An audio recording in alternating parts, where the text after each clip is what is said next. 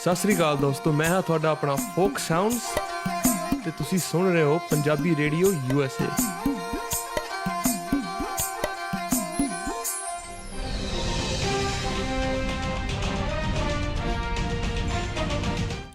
Punjabi radio USA ਸੁਣ ਰਹੇ ਸਾਰੇ ਹੀ ਮਾਣਯੋਗ ਅਤੇ ਸਤਿਕਾਰਤ ਸਰੋਤਿਆਂ ਨੂੰ ਬਹੁਤ ਹੀ ਪਿਆਰ ਸਤਿਕਾਰ ਸਾਹਿਬ ਦੋਨੋਂ ਅੱਜ ਜੋੜ ਕੇ ਨਿੱਕੀ ਜਿਹੀ ਸਤਿ ਸ੍ਰੀ ਅਕਾਲ ਸਭ ਨੂੰ ਜੀਆਂ ਨੂੰ ਆਖਦੇ ਹਾਂ। ਸੋ ਤੇ ਪ੍ਰੋਗਰਾਮ ਦੇ ਵਿੱਚ ਆਪ ਸਭ ਦਾ ਸਵਾਗਤ ਹੈ। ਪ੍ਰੋਗਰਾਮ ਲੈ ਕੇ ਹਾਜ਼ਰ ਹੋ ਚੁੱਕੇ ਹਾਂ ਖਬਰ ਤੇ ਨਜ਼ਰ, ਤੇ ਮੇਰੇ ਨਾਲ ਇਸ ਟਾਈਮ ਜੁੜ ਚੁੱਕੇ ਨੇ ਮਲੋਟ ਸਟੂਡੀਓਜ਼ ਤੋਂ ਮਿੰਟੂ ਗੁਰੂਸਰੀਆ ਜੀ। ਮਿੰਟੂ ਜੀ ਨਿੱਕੀ ਜੀ ਆਇਆਂ ਨੂੰ ਪਿਆਰ ਭਰੀ ਸਤਿ ਸ੍ਰੀ ਅਕਾਲ ਜੀ। ਜੀ ਸ਼ੁਕਰੀਆ ਜੀ, ਸਾਰਿਆਂ ਨੂੰ ਸਤਿ ਸ਼੍ਰੀ ਅਕਾਲ। ਸਾਡੇ ਅੱਜ ਦੇ ਪ੍ਰੋਗਰਾਮ ਖਬਰ ਤੇ ਨਜ਼ਰ ਉਸ ਨੂੰ ਸਪਾਂਸਰ ਕਰਦੇ ਨੇ ਖਾਲਸਾ ਇੰਸ਼ੋਰੈਂਸ ਏਜੰਸੀ ਵਾਲੇ, ਜਿਨ੍ਹਾਂ ਦੇ ਕੋਲੋਂ ਤੁਸੀਂ ਹਰ ਇੱਕ ਤਰੀਕੇ ਦੀ ਇੰਸ਼ੋਰੈਂਸ ਕਰਵਾ ਸਕਦੇ ਹੋ। ਇੰਸ਼ੋਰੈਂਸ ਬਾਰੇ ਪਤਾ ਕਰਨ ਲਈ ਕਾਲ ਕਰੋ ਨੰਬਰ 408 272 2500। ਇਸ ਦੇ ਨਾਲ Krishan Dhanota university, Jaspal Singh Sacramento, Jassi Gill plumbing ਵਾਲੇ Bakersfield, Gurmukh Singh Johal Bakersfield, Jagtar Singh Anandpuri Union City, GN tyre and lube ਵਾਲੇ, ਜਿਨ੍ਹਾਂ ਕੋਲ ਤੁਸੀਂ truck wash, oil change, air ਬ੍ਰੇਕਾਂ ਦਾ ਕੰਮ ਕਰਵਾ ਸਕਦੇ ਹੋ। ਨਵੇਂ ਪੁਰਾਣੇ ਟਾਇਰ ਵਾਜਿਬ ਕੀਮਤਾਂ ਤੇ ਖਰੀਦ ਸਕਦੇ ਹੋ। ਹੋਰ ਜਾਣਕਾਰੀ ਲਈ ਕਾਲ ਨੰਬਰ 209 277 0113 ਦੇ ਉੱਤੇ। ਇਹਨਾਂ ਸਾਰਿਆਂ ਦਾ ਬਹੁਤ ਬਹੁਤ ਧੰਨਵਾਦ। ਜੇਕਰ ਤੁਸੀਂ ਜਾਂ ਕੋਈ ਹੋਰ ਕਾਰੋਬਾਰ ਇਸ ਪ੍ਰੋਗਰਾਮ ਨੂੰ ਸਪਾਂਸਰ ਕਰਨਾ ਚਾਹੁੰਦੇ ਹੋ, ਸੰਪਰਕ ਕਰੋ 408 722 7698 ਦੇ ਉੱਤੇ। ਮਿੰਟੂ ਜੀ, ਗੱਲਬਾਤ ਦਾ ਸਿਲਸਿਲਾ ਜਿਹੜਾ ਆ ਉਹ ਸ਼ੁਰੂ ਕਰਦੇ ਹਾਂ, ਅਤੇ ਨਾਲ ਹੀ ਜਿਹੜੇ ਆਪਣੇ ਸਰੋਤਿਆਂ ਨੂੰ ਦੱਸ ਦਈਏ ਵੀ ਅੱਜ ਜਿਹੜੀਆਂ ਖਬਰਾਂ ਤੋਂ ਬਾਅਦ ਦੇ ਵਿੱਚ ਜਿਹੜੀ ਸਾਡੀ ਟਰਾਈ ਹੈਗੀ ਆ, ਜਿਹੜੀ ਮੂਵੀ ਆ ਰਹੀ ਆ ਡਾਕੂਆਂ ਦਾ ਮੁੰਡਾ, ਜਿਹੜਾ ਕਿ ਮਿੰਟੂ ਗੁਰੂਸਰੀਆ ਹੋਣਾ ਦੀ ਜਿਹੜੀ ਜੀਵਨੀ ਦੇ ਉੱਤੇ ਆਧਾਰਿਤ ਆ, ਉਹਨਾਂ ਦੇ ਜੀਵਨ 'ਤੇ ਆਧਾਰਿਤ ਆ। ਸੋ ਉਹਨਾਂ ਦੀ ਜਿਹੜੀ ਸਟਾਰ ਕਾਸਟ, ਉਹਨਾਂ ਦੇ ਡਾਇਰੈਕਟਰ, ਉਹਨਾਂ ਦੇ ਨਾਲ ਵੀ ਜਿਹੜੀ ਆਪਾਂ ਪ੍ਰੋਗਰਾਮ ਦੇ ਪਿਛਲੇ ਹਿੱਸੇ ਦੇ ਵਿੱਚ ਗੱਲਬਾਤ ਕਰਨ ਦੀ ਕੋਸ਼ਿਸ਼ ਕਰਾਂਗੇ, ਕਿਉਂਕਿ ਜਿੱਦਾਂ ਦੇ ਮੌਜੂਦਾ ਹਾਲਾਤ ਬਣੇ ਹੋਏ ਆ ਨਸ਼ਿਆਂ ਨੂੰ ਲੈ ਕੇ, ਇੱਕ ਬਹੁਤ ਰੋਚਕ ਕਹਾਣੀ ਮੈਂ ਕਹਿ ਸਕਦਾ ਹਾਂ ਵੀ ਕਿੱਦਾਂ ਜਿਹੜਾ ਪਰਤਿਆ ਜਾ ਸਕਦਾ ਆ, ਕਿੱਦਾਂ ਜਿਹੜਾ ਵਾਪਸੀ ਆ। ਸੋ ਉਹ ਇੱਕ ਜਿਹੜੀ ਬੜੀ ਅਹਿਮ ਚੀਜ਼ ਹੈਗੀ ਆ, ਅਤੇ ਇਹ ਚੀਜ਼ ਸਾਰਿਆਂ ਤੱਕ ਪਹੁੰਚੇ, ਇਹ ਚੀਜ਼ ਆਵਾਜ਼ ਪਹੁੰਚੇ, ਕੀ ਹੈਗਾ ਉਸ ਮੂਵੀ ਦੇ ਵਿੱਚ, ਕੀ ਹੋਊਗਾ, ਉਹਦੇ ਬਾਰੇ ਜਿਹੜੀ ਗੱਲਬਾਤ ਸਾਡੀ ਕਰਨ ਦੀ ਜਿਹੜੀ ਪੂਰੀ ਟਰਾਈ ਹੋਊਗੀ ਇਹਨਾਂ ਦੀ ਟੀਮ ਦੇ ਨਾਲ।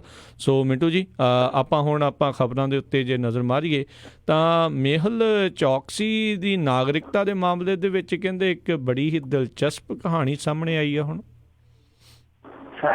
ਚੌਕੀਦਾਰ ਤੇ ਜਨਤਾ ਤੋਂ ਪਕੌੜੇ ਤਲਵਾਉਂਦਾ ਰਹਿ ਗਿਆ, ਤੇ ਚੌਕਸੀ ਹੈ ਜਿਹੜਾ ਉਹ ਇੱਥੋਂ ਲੁੱਟ ਕੇ ਮੇਲਾ ਐਂਟੀਗਾ ਦੇ ਵਿੱਚ ਚੌਕੜੀ ਮਾਰ ਕੇ ਬਹਿ ਗਿਆ। ਸੋ ਤੁਹਾਨੂੰ ਪਤਾ ਹੀ ਹੈ ਕਿ ਵੈਸਟ ਇੰਡੀਜ਼ ਦੇ ਵਿੱਚ ਇੱਕ ਛੋਟਾ ਜਿਹਾ ਟਾਪੂ ਕਹਿ ਲਓ, ਛੋਟਾ ਜਿਹਾ ਦੇਸ਼ ਕਹਿ ਲਓ, ਐਂਟੀਗਾ, ਤਾਂ ਉੱਥੋਂ ਇਹ ਖਬਰ ਆ ਗਈ ਕਿ ਮੇਹੁਲ ਚੌਕਸੀ ਨੇ ਨਾਗਰਿਕਤਾ ਲੈ ਲਈ ਆ। ਤੇ ਇਹਨਾਂ ਨੇ ਬੇਨਤੀ ਕੀਤੀ ਸੀ, ਅਰਜ਼ ਕੀਤੀ ਸੀ ਐਂਟੀਗਾ ਗਵਰਨਮੈਂਟ ਨੂੰ ਕਿ ਤੁਸੀਂ ਇਹਨੂੰ ਸਾਡੇ ਹਵਾਲੇ ਕਰ ਦਿਓ, ਬੰਦਾ ਸਾਨੂੰ ਚਾਹੀਦਾ। ਉਹ ਕਹਿੰਦੇ ਕਿੱਦਾਂ ਕਰ ਦਈਏ, ਤੇ ਨਾਗਰਿਕ ਆ ਸਾਡਾ। ਤੇ ਬਾਅਦ ਦੇ ਵਿੱਚ ਉਹਨਾਂ ਨੇ ਹੁਣ ਸਫਾਈ ਦਿੱਤੀ ਆ, ਸਪਸ਼ਟ ਕੀਤਾ। ਉਹ ਕਹਿੰਦੇ ਆ ਕਿ ਮੇਹੁਲ ਚੌਕਸੀ ਨਵੰਬਰ 2017 ਚ ਇੱਥੋਂ ਦੀ ਨਾਗਰਿਕਤਾ ਲੈ ਚੁੱਕਾ। ਅਸੀਂ ਇਹਦੇ ਬਾਬਤ ਇੱਕ ਰੋਚਕ ਤੱਥ ਇਹ ਵੀ ਆ ਕਿ ਇਹੋ ਜਿਹੇ ਮੁਲਕਾਂ ਦੇ ਵਿੱਚ ਥੋੜੀ ਜਿਹੀ ਫੀਸ ਦੇ ਕੇ, ਜਿੱਦਾਂ 1.5 ਕਰੋੜ, ਕਿਸੇ ਚ 2.25 ਕਰੋੜ, ਇੰਨੀ ਕੁ ਇਨਵੈਸਟਮੈਂਟ ਦੇ ਨਾਂ ਤੇ ਫੀਸ ਦੇ ਕੇ ਨਾਗਰਿਕਤਾ ਹਾਸਲ ਕੀਤੀ ਜਾਂਦੀ ਹੈ। ਤਾਂ ਇਹਨੇ ਵੀ ਇਹੋ ਹੀ ਰਸਤਾ ਅਖਤਿਆਰ ਕੀਤਾ। ਤਾਂ ਉਹ ਕਹਿੰਦੇ ਆ ਕਿ ਜਦੋਂ ਨਵੰਬਰ 2017 ਚ ਇਹਨੇ ਸਿਟੀਜ਼ਨ ਅਪਲਾਈ ਕੀਤੀ ਸੀ, ਤਾਂ ਉਦੋਂ ਇਸ ਬੰਦੇ ਦੀ ਅਸੀਂ ਇਨਕੁਆਇਰੀ ਕੀਤੀ ਸੀ। ਨਾਗਰਿਕਤਾ ਜਦੋਂ ਇਹਨੇ ਅਪਲਾਈ ਕੀਤੀ ਸੀਗੀ, ਅਸੀਂ ਬਕਾਇਦਾ ਇੰਡੀਆ ਚੋਂ ਇਹਦਾ ਪਿਛੋਕੜ ਖੰਗਾਲਿਆ ਸੀਗਾ, ਜਿਹਦੇ ਵਿੱਚ ਪੁਲਿਸ ਦੀ ਰਿਪੋਰਟ, ਜਿਹਦੇ ਵਿੱਚ ਸੇਬੀ ਔਰ ਜਿਹਦੇ ਵਿੱਚ ਵਿਦੇਸ਼ ਮੰਤਰਾਲਾ, ਇਹਨਾਂ ਸਾਰਿਆਂ ਵੱਲੋਂ ਸਾਨੂੰ ਕਲੀਨ ਚਿੱਟ ਆਈ ਹੈ। ਤੇ ਜਦੋਂ ਸਾਨੂੰ ਕਲੀਨ ਚਿੱਟ ਮਿਲੀ ਹੈ, ਇਹਦੇ ਖਿਲਾਫ ਕੋਈ ਮਾਮਲਾ ਹੀ ਹੈ ਨਹੀਂ ਗਾ, ਤੇ ਫਿਰ ਦੱਸੋ ਅਸੀਂ ਕੀ ਕਰੀਏ। ਤਾਂ ਦੂਜੀ ਗੱਲ ਉਹਨਾਂ ਕਿਹਾ ਕਿ ਸਾਨੂੰ ਬਕਾਇਦਾ ਤੌਰ ਤੇ ਇਹ ਇਨਫੋਰਮ ਕੀਤਾ ਗਿਆ ਕਿ ਦੇਖੋ 2014 ਤੇ 17 ਦੇ ਵਿੱਚ ਸਾਡੇ ਕੋਲ ਇਨਪੁਟ ਸੀਗੀ। ਦੇਖੋ ਹੁਣ ਕਮਾਲ ਦੀ ਗੱਲ, ਉਹ ਕਹਿੰਦੇ ਕਿ ਸਾਡੇ ਕੋਲ ਇਨਪੁਟ ਸੀ ਕਿ 2014 ਤੇ 17 ਦੇ ਵਿੱਚ ਚੌਕਸੀ ਦੀ ਕੰਪਨੀ ਖਿਲਾਫ ਸੇਬੀ ਦੀ ਕਾਰਵਾਈ ਹੋਈ ਆ, ਪਰ ਇਹਨਾਂ ਨੇ ਸਾਨੂੰ ਬਕਾਇਦਾ ਇਹ ਕਲੀਅਰ ਕੀਤੀ ਆ ਗੱਲ ਕਿ ਮਾਮਲੇ ਸੀ ਕਿ ਬਣਦੇ ਨਹੀਂ ਸੀ, ਬਾਅਦ ਦੇ ਵਿੱਚ ਉਹ ਰੱਦੂ ਬੱਦੂ ਹੋ ਗਿਆ। ਸੋ ਹੁਣ ਰੌਲਾ ਪੈ ਗਿਆ। ਇੱਧਰ ਸੇਬੀ ਆ ਜਿਹੜੀ, ਉਹ ਕਹਿੰਦੀ ਆ, ਸੇਬੀ ਮੈਂ ਤੁਹਾਨੂੰ ਦੱਸ ਦੇਵਾਂ ਕਿ ਸੇਬੀ ਉਹ ਇੱਕ ਸੰਸਥਾ ਆਰਥਿਕ ਮਾਮਲਿਆਂ ਦੀ, ਜਿੱਦਾਂ ਨਿਵੇਸ਼ ਕਰਦਾ, ਕੋਈ ਵੀ ਨਿਵੇਸ਼ਕ ਨਿਵੇਸ਼ ਕਰਦਾ ਤਾਂ ਉਹਦੇ ਨਿਵੇਸ਼ ਦੀ ਸੁਰੱਖਿਆ ਵਾਸਤੇ ਸੇਬੀ ਇੱਕ ਸੰਸਥਾ ਦਾ ਕੰਮ ਕਰਦੀ ਹੈ, ਸੰਸਥਾਗਤ ਢੰਗ ਦੇ ਨਾਲ। ਸੋ ਹੁਣ ਸੇਬੀ ਇਹ ਸਫਾਈਆਂ ਦੇਣ ਲਈ ਆ, ਕਹਿੰਦੀ ਆ ਕਿ ਜੀ ਸਾਡੇ ਕੋਲ ਨਾ ਤੇ ਕੋਈ ਕਾਗਜ਼ ਆ, ਨਾ ਅਸੀਂ ਕੋਈ ਕਲੀਨ ਚਿੱਟ ਦਿੱਤੀ ਆ, ਪਰ ਮਾਮਲਾ ਤੇ ਕਿਤੇ ਨਾ ਕਿਤੇ ਗੜਬੜ ਹੈ, ਕਿਉਂਕਿ ਐਂਟੀਗਾ ਗਵਰਨਮੈਂਟ ਜਿਹੜੀ ਆ ਉਹ ਇੰਨੀ ਵੱਡੀ ਲਿਫਾਫੇਬਾਜ਼ੀ ਤੇ ਨਹੀਂ ਕਰ ਸਕਦੀ। ਸੋ ਹੁਣ ਮਾਮਲਾ ਕਿੱਥੇ ਹੈ ਗੜਬੜ, ਸਭ ਤੋਂ ਪਰੇ ਆ। ਹੁਣ ਇਹ ਸਪਸ਼ਟ ਕਰਨ, ਕਿਉਂਕਿ ਬਹੁਤ ਵੱਡਾ ਮਾਮਲਾ 13,000 ਕਰੋੜ ਰੁਪਏ ਦੀ ਲੁੱਟ ਦਾ ਮਾਮਲਾ।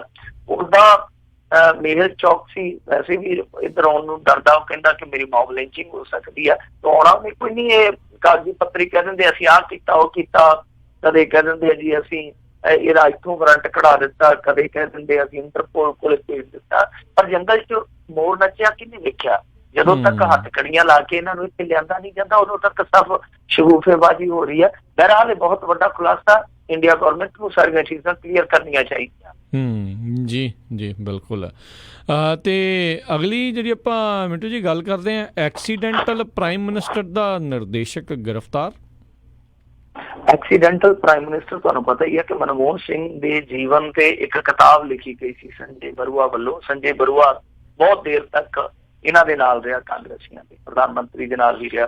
ਤਾਂ ਉਹਦੀ ਕਿਤਾਬ ਤੋਂ ਪ੍ਰੇਰਿਤ ਇਹ ਫਿਲਮ ਬਣ ਰਹੀ ਹੈ ਜਾਂ ਕਿਤਾਬ ਤੋਂ ਆਧਾਰਿਤ ਫਿਲਮ ਬਣ ਰਹੀ ਹੈ। ਤਾਂ ਉਹਦਾ ਜਿਹੜਾ ਨਿਰਦੇਸ਼ਕ ਆ ਵਿਜੇ ਰਤਨਾਗਰ ਗੁੱਟੇ, ਤਾਂ ਉਹ 34 ਕਰੋੜ ਦੀ ਹੇਰਾਫੇਰੀ ਦੇ ਮਾਮਲੇ 'ਚ ਫੜਿਆ ਗਿਆ। GST ਦਾ ਮਾਮਲਾ।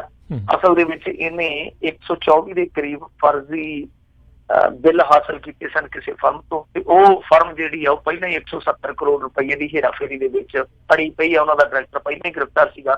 ਬਾਅਦ 'ਚ ਪਤਾ ਲੱਗਿਆ ਕਿ 34 ਕਰੋੜ ਰੁਪਏ ਦਾ ਇਹਨੇ ਵੀ ਹੇਰਫੇਰ ਕੀਤਾ ਫਰਜ਼ੀ ਬਿੱਲਾਂ ਦੇ ਦਾ। ਤਾਂ ਇਹਨੂੰ ਗ੍ਰਿਫਤਾਰ ਕਰ ਲਿਆ ਗਿਆ। 14 ਅਗਸਤ ਤੱਕ ਮੇਰੇ ਖਿਆਲ ਦੇ ਨਾਲ ਇਹਨੂੰ ਨਿਆਂਇਕ ਹਿਰਾਸਤ ਦੇ ਵਿੱਚ ਪਹੁੰਚਾ ਦਿੱਤਾ ਗਿਆ। ਹੁਣ ਐਕਸੀਡੈਂਟਲ ਪ੍ਰਾਈਮ ਮਿਨਿਸਟਰ ਦੀ ਕਹਾਣੀ ਕੀ ਆ, ਇਹਦੇ ਨਿਰਦੇਸ਼ਕ ਦੀ ਕਹਾਣੀ ਕੀ, ਉਹ ਮੈਂ ਤੁਹਾਨੂੰ ਸੰਖੇਪ ਚ ਦੱਸ ਦੇਣਾ। ਕਿਉਂਕਿ ਦੇਖੋ, ਜਿਹੜਾ ਇਹ ਗੁੱਟੇ ਆ, ਇਹਦਾ ਜਿਹੜਾ ਪਿਤਾ ਉਹ ਵੀ ਇੱਕ ਉਦਯੋਗਪਤੀ ਆ, ਉਹਦਾ ਨਾਂ ਆ ਰਤਨਾਗਰ ਗੁੱਟੇ ਜੀ। ਤਾਂ ਉਹ ਜਿਹੜਾ ਗੁੱਟੇ ਆ, ਵੱਡਾ ਗੁੱਟੇ ਆ, 2014 ਦੇ ਵਿੱਚ ਮਹਾਰਾਸ਼ਟਰ ਦੇ ਪਰਵਾਨੀ ਜ਼ਿਲ੍ਹੇ ਦੇ ਵਿੱਚ ਉਹਨੇ ਗੰਗਾ ਖੇਡ ਸੀਟ ਤੋਂ ਭਾਰਤੀ ਜਨਤਾ ਪਾਰਟੀ ਦੇ ਅਲਾਇੰਸ ਵੱਲੋਂ ਚੋਣ ਲੜੀ ਸੀ। ਸੋ ਉਹ ਚੋਣ ਜਿੱਤ ਨਹੀਂ ਸਕਿਆ, ਪਰ ਬਾਅਦ ਦੇ ਵਿੱਚ ਉਹਨੇ ਕਾਫੀ ਮੋਰਚੇ ਮਾਰੇ ਆ, ਕਾਫੀ ਮੱਲਾਂ ਮਾਰੀਆਂ। ਜਿੱਦਾਂ ਇੰਡੀਅਨ ਐਕਸਪ੍ਰੈਸ ਦੇ ਵਿੱਚ ਇੱਕ ਰਿਪੋਰਟ ਲੱਗੀ ਸੀ ਥੋੜੇ ਦਿਨ ਪਹਿਲਾਂ, ਇਸੇ ਬੰਦੇ ਤੇ ਦੋਸ਼ ਸੀਗੇ, ਯਾਨੀ ਜਿਹੜਾ ਨਿਰਦੇਸ਼ਕ ਗ੍ਰਿਫਤਾਰ ਹੋਇਆ ਦੇ ਪਿਤਾ ਤੇ ਦੋਸ਼ ਲੱਗਾ ਸੀਗਾ ਕਿ 5500 ਕਰੋੜ ਰੁਪਏ ਦੀ ਇਹਨਾਂ ਨੇ ਬੈਂਕਾਂ ਦੇ ਨਾਲ ਹੇਰਾਫੇਰੀ ਕੀਤੀ ਹੈ, 5500 ਕਰੋੜ ਦੀ।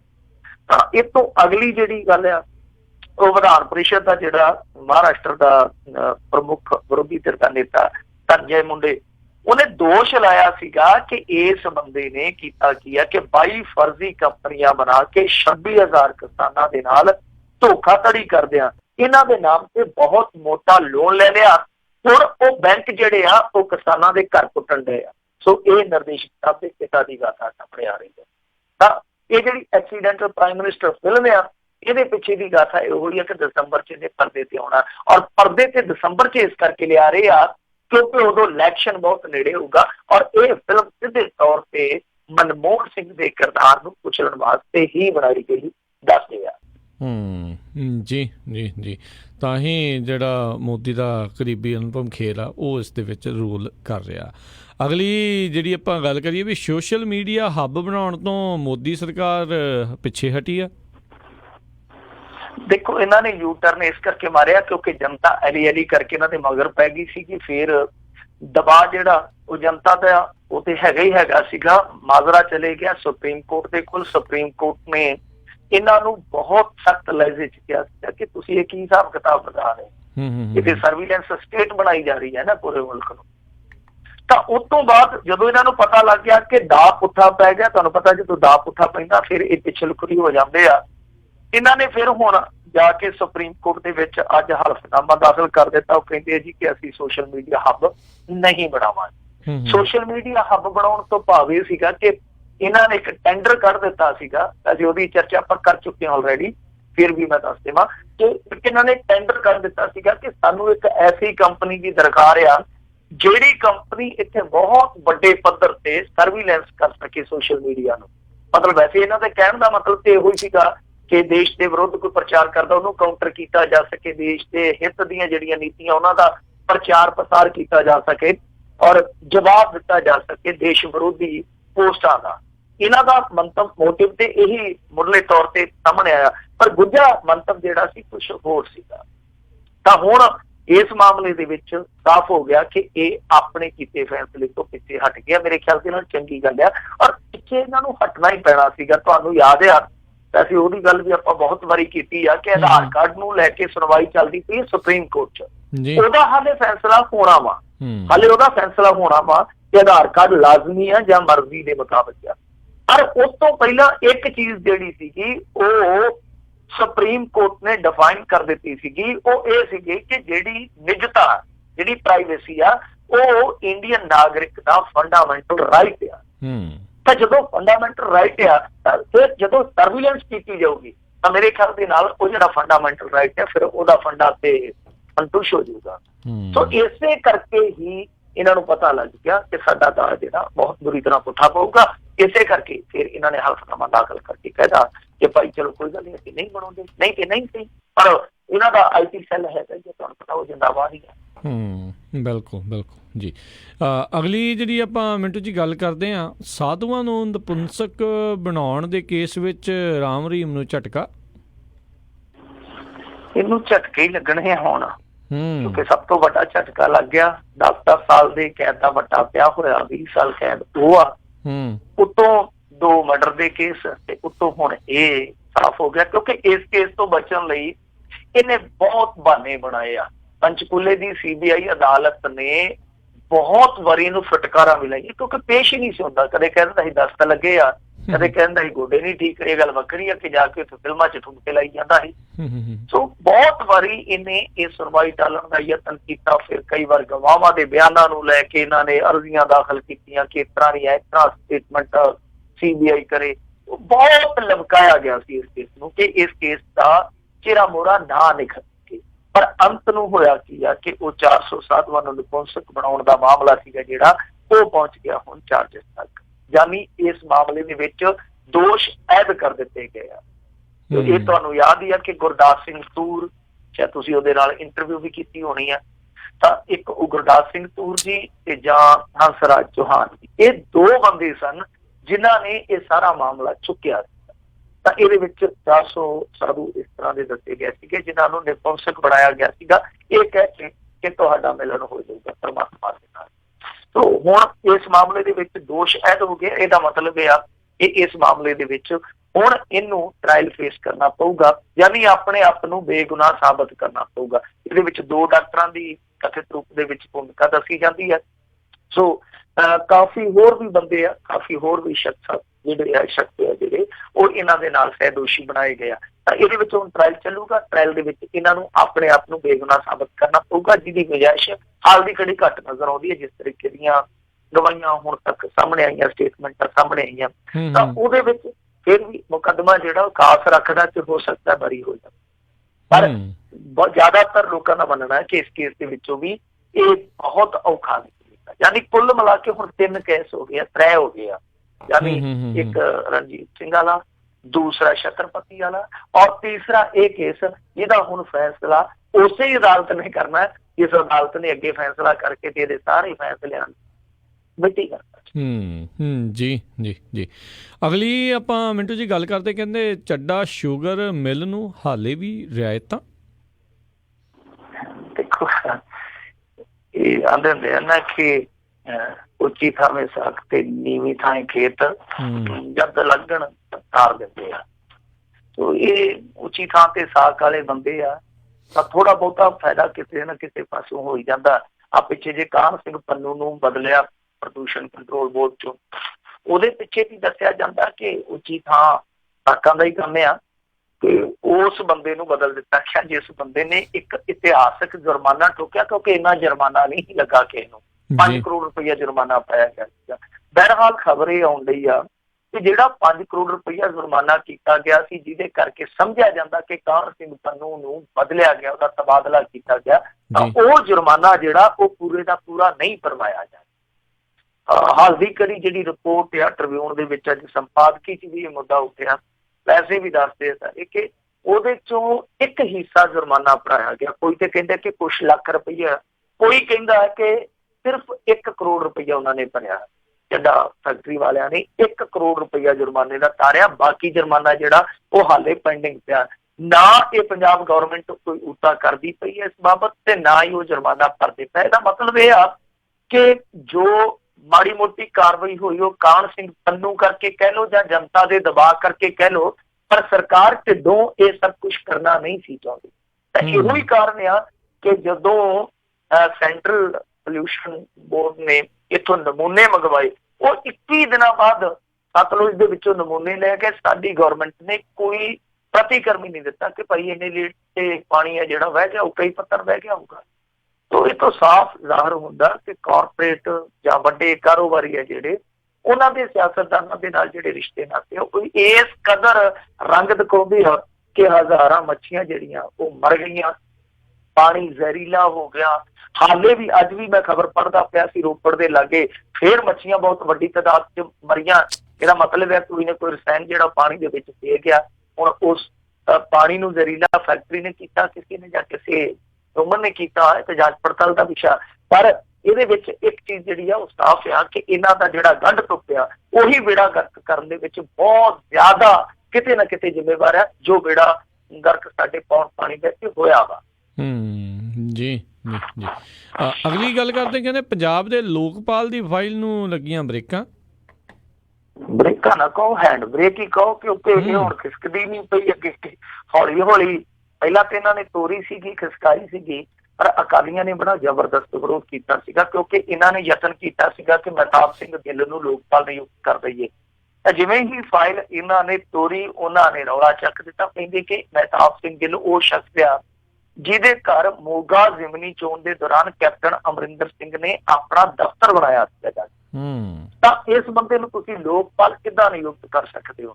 ਤਾਂ ਜਿਉਂ ਹੀ ਅਕਾਲੀਆਂ ਨੇ ਰੌਲਾ ਪਾਇਆ, ਇਹ ਫਾਈਲ ਰੁਕ ਜਾਂਦੀ ਹੈ। ਪਰ ਕੁਝ ਲੋਕ ਦੱਸਦੇ ਪਏ ਆ, ਇੱਕ ਅਖਬਾਰ ਨੇ ਵੀ ਦਾਅਵਾ ਕੀਤਾ, ਉਹ ਦੱਸਦੇ ਆ ਕਿ ਦੇਖੋ ਸੈਂਟਰ ਸਰਕਾਰ ਨੇ ਇਹਨਾਂ ਤੋਂ ਜਵਾਬ ਮੰਗ ਲਿਆ। ਕੁਛ ਤਾਂ ਐਸੇ ਜਵਾਬ ਸੀਗੇ ਜਿਹੜੇ ਇਹ ਦੇ ਕੇ ਫਸਦੇ ਸੀ ਮਹਿਤਾਬ ਸਿੰਘ ਗਿੱਲ ਦੇ ਸਬੰਧ ਦੇ ਵਿੱਚ। ਤਾਂ ਉਹ ਜਿਹੜੇ ਜਵਾਬ ਇਹਨਾਂ ਨੂੰ ਦੇਣੇ ਪਏ, ਇਹਨਾਂ ਨੇ ਉਹ ਜਵਾਬ ਦੇਣ ਦੀ ਥਾਂ ਤੇ ਇੱਕੋ ਜਵਾਬ ਭੇਜ ਦਿੱਤਾ ਕਿ ਜੀ ਅਸੀਂ ਫਾਈਲ ਹੀ ਰੋਕ ਦਿੱਤੀ ਜਾਂ ਵੀ ਨਿਬੇੜ ਦਿੱਤਾ। ਇਹ ਹੁਣ ਸੂਤਰ ਦੱਸਦੇ ਆ, ਕੁਛ ਮੀਡੀਆ ਹਵਾਲਿਆਂ ਦੇ ਨਾਲ ਦੱਸਦੇ ਆ ਜੋ ਵੀ ਗੱਲਬਾਤ ਆ। ਤਾਂ ਉਹਦੇ ਵਿੱਚ ਹੁਣ ਏਦਾਂ ਆ ਕਿ ਇਹਨਾਂ ਆਪਣੀ ਕੰਪੇਨ ਸ਼ੁਰੂ ਕੀਤੀ ਸੀਗੀ ਦੂਜੇ ਮੁੱਦਿਆਂ ਦੇ ਨਾਲ। ਲੋਕਪਾਲ ਦੀ ਮਜ਼ਬੂਤੀ ਦਾ ਮੁੱਦਾ ਵੀ ਬਹੁਤ ਮਜ਼ਬੂਤੀ ਦੇ ਨਾਲ ਚੁੱਕਿਆ ਸੀਗਾ, ਪਰ ਹੋਇਆ ਕੀ ਆ ਕਿ ਦੇਖ ਲਓ ਹੁਣ 16 ਮਹੀਨੇ ਬੀਤ ਗਏ ਆ, ਨਾ ਤੇ ਇਹਨਾਂ ਨੇ ਲੋਕਪਾਲ ਨੂੰ ਮਜ਼ਬੂਤੀ ਦਿੱਤੀ, ਤਾਂ ਉਲਟਾ ਮਜਬੂਰੀ ਦੇ ਦਿੱਤੀ। ਇਹਨਾਂ ਨੇ ਨਾ ਤੇ ਕੋਈ ਮਜ਼ਬੂਤੀ ਦਿੱਤੀ ਹੈ, ਨਾ ਦੇਣ ਵਾਸਤੇ ਯਤਨ ਕੀਤਾ। ਹੋਰ ਬਿੱਲ ਵਗੈਰਾ ਬਹੁਤ ਲਿਆ, ਕੋਈ ਇੱਧਰੋਂ ਅਮੈਂਡਮੈਂਟ ਕਰ ਦਿੱਤੀ, ਕੋਈ ਨਵਾਂ ਲਿਆਉਣ ਦਾ ਫੈਸਲਾ ਕਰ ਦਿੱਤਾ, ਕੋਈ ਲਿਆਉਣ ਦਾ ਇਹਨਾਂ ਨੇ ਐਲਾਨ ਕਰ ਦਿੱਤਾ। ਪਰ ਇਸ ਮਾਮਲੇ ਦੇ ਮੁਤਲਕ ਇਹਨਾਂ ਨੇ ਹੁਣ ਤੱਕ ਕੋਈ ਵੀ ਬਿੱਲ ਹੈ ਜਿਹੜਾ ਅਸੈਂਬਲੀ 'ਚ ਨਾ ਲਿਆਂਦਾ, ਨਾ ਲਿਆਉਣ ਦਾ ਕੋਈ ਵਾਅਦਾ ਕੀਤਾ। ਯਾਨੀ ਲੋਕਪਾਲ ਦਾ ਵੀ ਸ਼ਗੂਫਾ ਜਿਹੜਾ ਉਹ ਬਸ ਪਕਾਨੇ ਵਰਗਾ ਹੀ ਸੀਗਾ, ਪਕਾਨਾ ਫਲਾਇਆ ਤੇ ਜਦੋਂ ਮਾੜੀ ਜੀ ਕਿਧਰੇ ਚੋਬ ਲੱਗੀ ਤੇ ਉਹਦੀ ਵੀ ਕੁੱਕ ਨਿਕਲ ਗਈ। ਲੋਕਪਾਲ ਇਹਨਾਂ ਨੇ ਨਿਯੁਕਤ ਕਰਨਾ ਸੀਗਾ ਮਹਿਤਾਬ ਸਿੰਘ ਗਿੱਲ ਨੂੰ, ਉਹਦੀ ਨਿਯੁਕਤੀ ਹੈ ਜਿਹੜੀ ਰੁਕ ਗਈ ਆ। ਪਰ ਮੇਰੇ ਖਿਆਲ ਦੇ ਨਾਲ ਇੱਥੇ ਅਕਾਲੀਆਂ ਦਾ ਇਤਰਾਜ਼ ਵਾਜਬ ਆ, ਕਿਉਂਕਿ ਮਹਿਤਾਬ ਸਿੰਘ ਗਿੱਲ ਨੂੰ ਕਾਂਗਰਸੀਆਂ ਦਾ ਨਜ਼ਦੀਕੀ ਸਮਝਿਆ ਜਾਂਦਾ, ਇਹਦੇ 'ਚ ਕੋਈ ਸ਼ੱਕ ਨਹੀਂ, ਕੋਈ ਦੋ ਰਾਏ। ਤਾਂ ਸਰਕਾਰ ਵੱਲੋਂ ਵੀ ਕੋਈ ਸਫਾਈ ਨਹੀਂ ਦਿੱਤੀ ਜਾਂਦੀ ਇਸ ਮਾਮਲੇ 'ਚ ਕਿ ਹਾਂਜੀ ਜਦੋਂ ਮੋਗਾ ਜ਼ਿਮਨੀ ਚੋਣ ਹੋਈ ਸੀ ਕਿ ਕੈਪਟਨ ਅਮਰਿੰਦਰ ਸਿੰਘ ਉਹਦੇ ਘਰ ਨਹੀਂ ਸੀ ਠਹਿਰਿਆ। ਜੇ ਉਹਨਾਂ ਦੇ ਦੋਸ਼ ਵਾਜਬ ਆ, ਇਹ ਜਵਾਬ ਨਹੀਂ ਦੇਣ ਜੋਗੇ, ਤਾਂ ਮੇਰੇ ਖਿਆਲ ਦੇ ਨਾਲ ਨਿਯੁਕਤੀ ਹੋਣੀ ਵੀ ਨਹੀਂ ਚਾਹੀਦੀ। ਕਿਉਂ? ਕਿਉਂਕਿ ਲੋਕਪਾਲ ਨੂੰ ਬਹੁਤ ਅਹਿਮ, ਬਹੁਤ ਮਹੱਤਵਪੂਰਨ ਅਹੁਦਾ ਸਮਝਿਆ ਜਾਂਦਾ। ਪਹਿਲੀ ਗੱਲ ਤੇ ਹੈ ਕਿ ਇਹਨੂੰ ਫੁੱਲ ਪਾਵਰਾਂ ਹੋਣੀਆਂ ਚਾਹੀਦੀਆਂ, ਮੁੱਖ ਮੰਤਰੀ ਨੂੰ ਵੀ ਸੁੱਟ ਲਵੇ ਐਸੀ ਪਾਵਰ ਹੋਣੀ ਚਾਹੀਦੀ ਹੈ। ਕਿਉਂਕਿ ਲੋਕਪਾਲ ਦੀ ਮੰਗ ਸੀਗੀ ਨਾ, ਅੰਨਾ ਮੂਵਮੈਂਟ ਜਿਹੜੀ ਆ ਉਹ ਲੋਕਪਾਲ ਦੀ ਮਜ਼ਬੂਤੀ ਦੀ ਹੀ ਮੰਗ ਸੀਗੀ।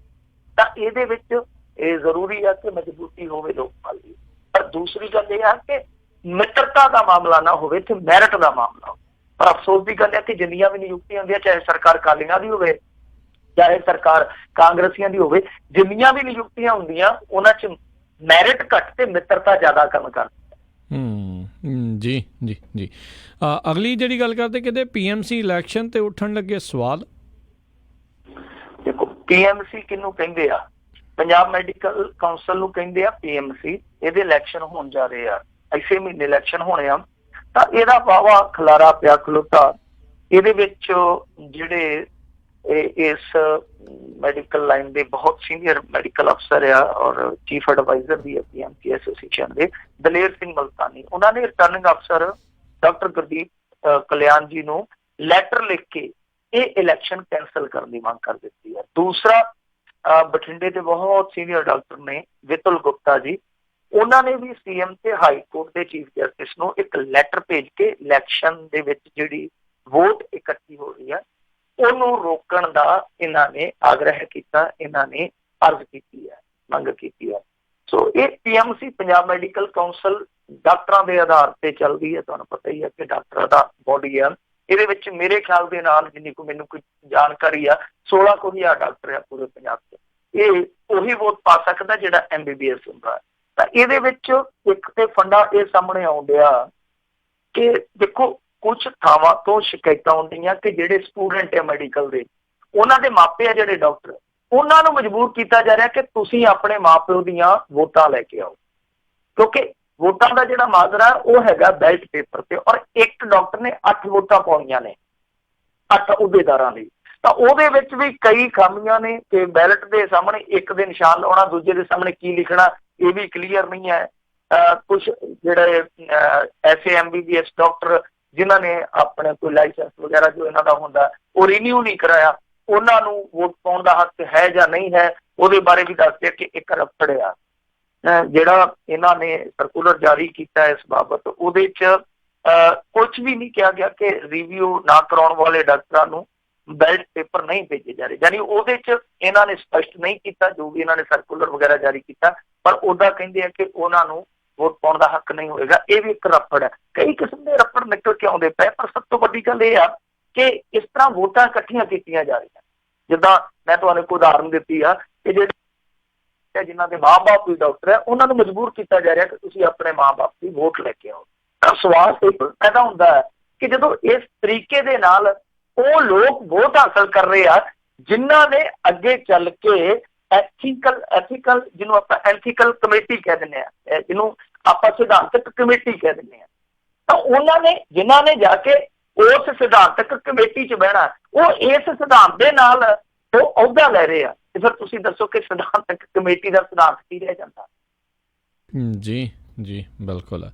ਤੇ ਮਿੰਟੂ ਜੀ ਇੱਥੇ ਆਪਾਂ ਹੁਣ ਇੱਕ ਬ੍ਰੇਕ ਲਵਾਂਗੇ ਤੇ ਬ੍ਰੇਕ ਤੋਂ ਬਾਅਦ 'ਚ ਜਿਹੜੀ ਆਪਾਂ ਟਰਾਈ ਕਰਦੇ ਹਾਂ ਜਿਹੜੀ ਮੂਵੀ ਡਾਕੂਆਂ ਦਾ ਮੁੰਡਾ ਆ ਉਹਨਾਂ ਦੇ ਜਿਹੜੀ ਸਟਾਰ ਕਾਸਟ ਆ ਉਹਨਾਂ ਦੇ ਨਾਲ ਵੀ ਜਿਹੜੀ ਆਪਾਂ ਜੁੜੀਏ, ਕਿਉਂਕਿ ਅਗਲੇ ਵੀਕ ਜਿਹੜੀ ਇਹ ਮੂਵੀ ਰਿਲੀਜ਼ ਹੋਣ ਜਾ ਰਹੀ ਹੈ, ਅਮਰੀਕਾ ਦੇ ਵਿੱਚ ਵੀ ਇਹ ਮੂਵੀ ਰਿਲੀਜ਼ ਹੋਣੀ ਆ। ਸੋ ਉਸ ਮੂਵੀ ਦੇ ਬਾਰੇ ਵੀ ਜਿਹੜੀ ਆਪਾਂ ਗੱਲਬਾਤ ਕਰਾਂਗੇ। ਤੇ ਬ੍ਰੇਕ ਵੱਲ ਵਧਣ ਤੋਂ ਪਹਿਲਾਂ ਸਾਰੇ ਜਾਣੇ ਬਹੁਤ ਉਤਸੁਕ ਹੋਣੇ ਆ ਵੀ ਜਿਹੜਾ ਖਹਿਰੇ ਨੇ ਸ਼ਕਤੀ ਪ੍ਰਦਰਸ਼ਨ ਕੀਤਾ, ਹੁਣ ਉਸ ਤੋਂ ਬਾਅਦ 'ਚ ਕੋਈ ਹਲਚਲ ਹੋਈ ਆ ਉਸ ਤੋਂ ਬਾਅਦ 'ਚ ਜਾਂ ਕੀ ਕੁਛ ਹੋਇਆ? ਹਾਲੇ ਤੇ ਕੋਈ ਹਿਲਜੁਲ ਨਹੀਂ ਹੋਈ। ਭਗਵੰਤ ਮਾਨ ਨੇ ਅੱਜ ਪੋਸਟ ਪਾ ਦਿੱਤਾ ਏਡਾ ਵੱਡਾ ਲਿਖ ਕੇ, ਉਹ ਤੁਸੀਂ ਪੜ੍ਹ ਲਿਓ ਉਹਦੇ ਬੇਸ ਤੇ ਜਾ ਕੇ। ਪਰ ਪਹਿਲੀ ਵਾਰੀ ਆ ਕਿ ਉੱਥੇ ਭਗਵੰਤ ਮਾਨ ਦੀ ਵੀ ਝੰਡ ਕਰੀ ਜਾਣ ਡਏ ਆ ਲੋਕ, ਪਹਿਲੀ ਦਫਾ ਹੋ ਰਿਹਾ। ਨਹੀਂ ਤੇ ਭਗਵੰਤ ਮਾਨ ਦੇ ਸਮਰਥਕ ਆ ਜਿਹੜੇ ਉਹ ਬਹੁਤ ਜ਼ਿਆਦਾ ਹੁੰਦੇ, ਪਰ ਹੁਣ ਉਹਦੇ ਸਮਰਥਕਾਂ ਦੇ ਵਿੱਚੋਂ ਆਲੋਚਕ ਵੀ ਬਹੁਤ ਹੁੰਦੇ ਆ। ਸੋ ਹਿਲਜੁਲ ਇੰਨੀ ਕੁ ਹੋਈ ਆ ਕਿ ਭਗਵੰਤ ਮਾਨ ਨੇ ਇੱਕ ਬਹੁਤ ਲੰਮਾ ਚੌੜਾ ਸਟੇਟਸ ਪਾਇਆ, ਕਿਉਂਕਿ ਮੈਂ ਗਦਾਰ ਹਾਂ, ਅੱਗੇ ਲਿਖ ਦਿੱਤਾ ਕਿਉਂਕਿ ਮੈਂ ਬਾਹਰੋਂ ਲਾਸ਼ਾਂ ਮੰਗਵਾ ਕੇ ਦਿੰਦਾ, ਬਹੁਤ ਕੁਛ ਲਿਖਿਆ, ਤੁਸੀਂ ਪੜ੍ਹ ਲਿਓ। ਯਾਨੀ ਸਿਰਫ ਤੇ ਸਿਰਫ ਅੱਜ ਦੇ ਦਿਨ ਦੀ ਇਹੋ ਹਿਲਜੁਲਿਆ ਮੈਂ। ਜੀ ਜੀ। ਤੇ ਚਲੋ ਜੀ ਆਪਾਂ ਬ੍ਰੇਕ ਲੈ ਕੇ ਫਿਰ ਵਾਪਸ ਹਾਜ਼ਰ ਹੁੰਦੇ ਹਾਂ ਤੇ ਗੱਲਾਂ ਬਾਤਾਂ ਦਾ ਆਪਣਾ ਸਿਲਸਿਲਾ ਇੱਦਾਂ ਜਾਰੀ ਰੱਖਾਂਗੇ। ਪ੍ਰੋਗਰਾਮ ਖਬਰ ਤੇ ਨਜ਼ਰ 'ਚ ਮਿਲਦੇ ਹਾਂ ਸਰੋਤਿਓ ਇੱਕ ਬ੍ਰੇਕ ਤੋਂ ਬਾਅਦ 'ਚ।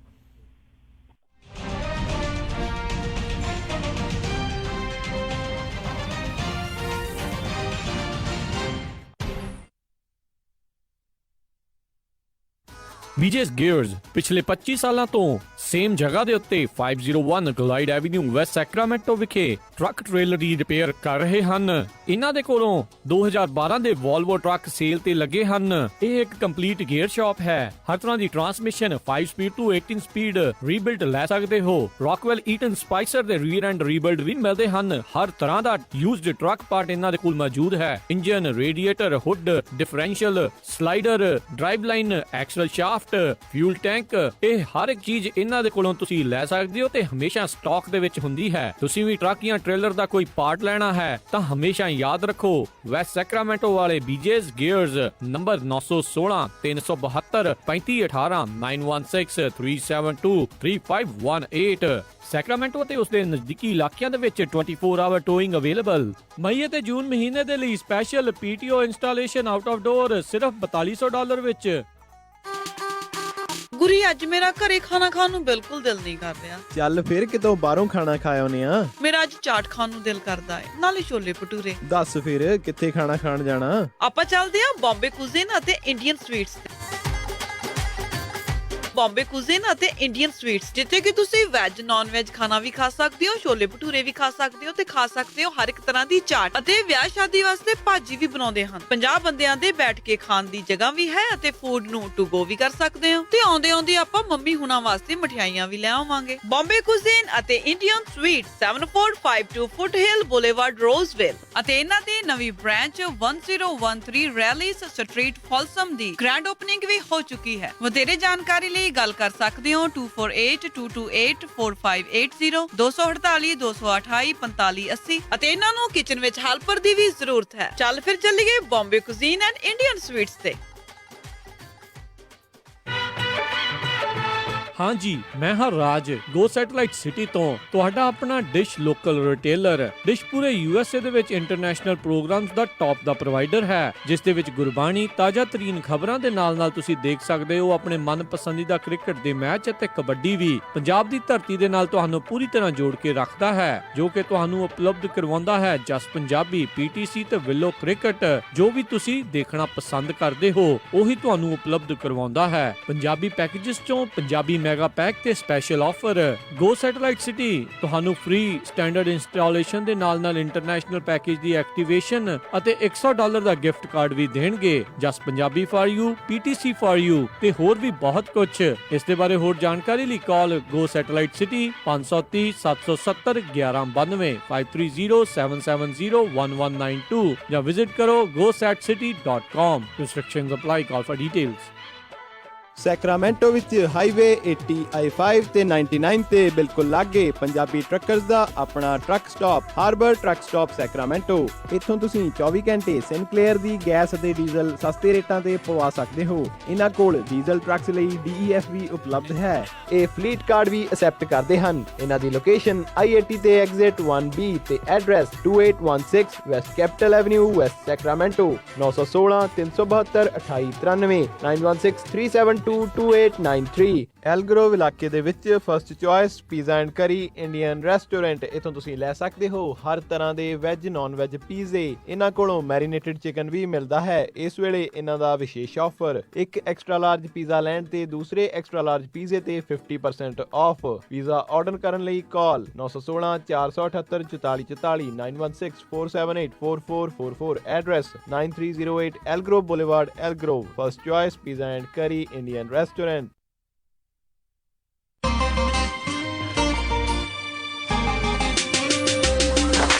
ਸਤਿ ਸ਼੍ਰੀ ਅਕਾਲ ਦੋਸਤੋ, ਮੈਂ ਹਾਂ ਤੁਹਾਡਾ ਆਪਣਾ ਬੇਬੀ ਮਥੂਸਪੁਰੀ। ਤੁਸੀਂ ਸੁਣ ਰਹੇ ਹੋ ਪੰਜਾਬੀ ਰੇਡੀਓ USA।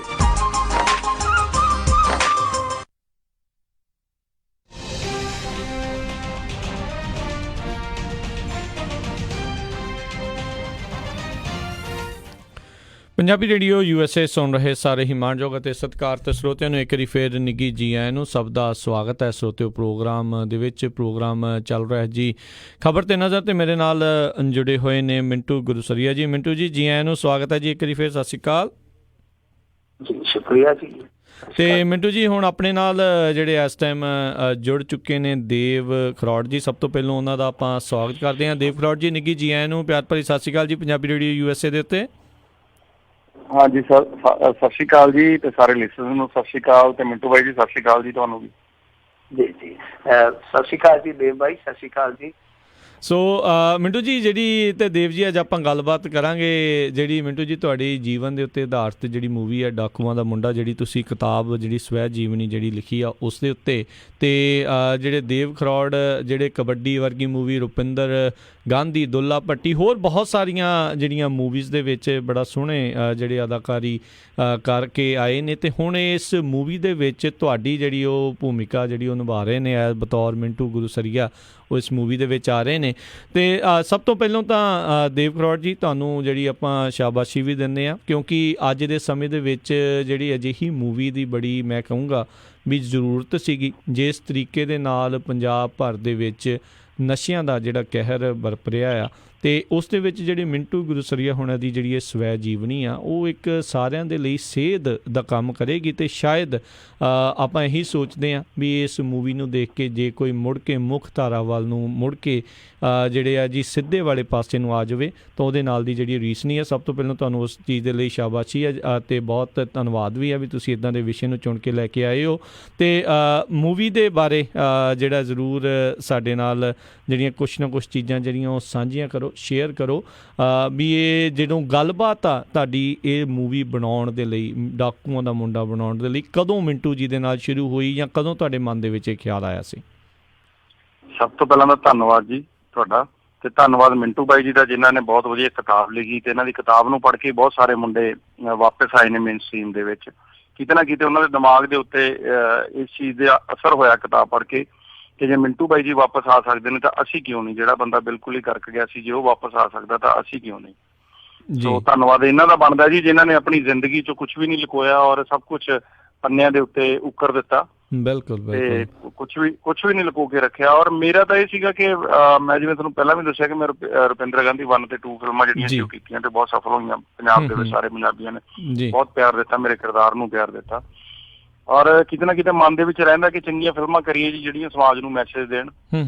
ਸੋ ਰੁਪਿੰਦਰ ਗਾਂਧੀ 2 ਦੇ ਵਿੱਚ ਵੀ ਮੈਸੇਜ ਸੀਗਾ ਕਿ ਮੁੰਡਿਆਂ ਨੂੰ ਕੋਈ ਗਲਤ ਤੁਸੀਂ ਪੋਲਿਟਿਕਸ ਦਾ ਸ਼ਿਕਾਰ ਨਾ ਬਣੋ ਤੇ ਕਦੇ ਨਾ ਕਦੇ ਤੁਹਾਨੂੰ ਵਰਤ ਕੇ ਲੋਕ ਸੁੱਟ ਦੇਣਗੇ, ਮਾਰ ਦੇਣਗੇ ਜਾਂ ਮਰਵਾ ਦੇਣਗੇ ਜਾਂ ਪਰਚੇ ਪਵਾ ਕੇ ਜੇਲ੍ਹਾਂ 'ਚ ਸੁੱਟ ਦੇਣਗੇ।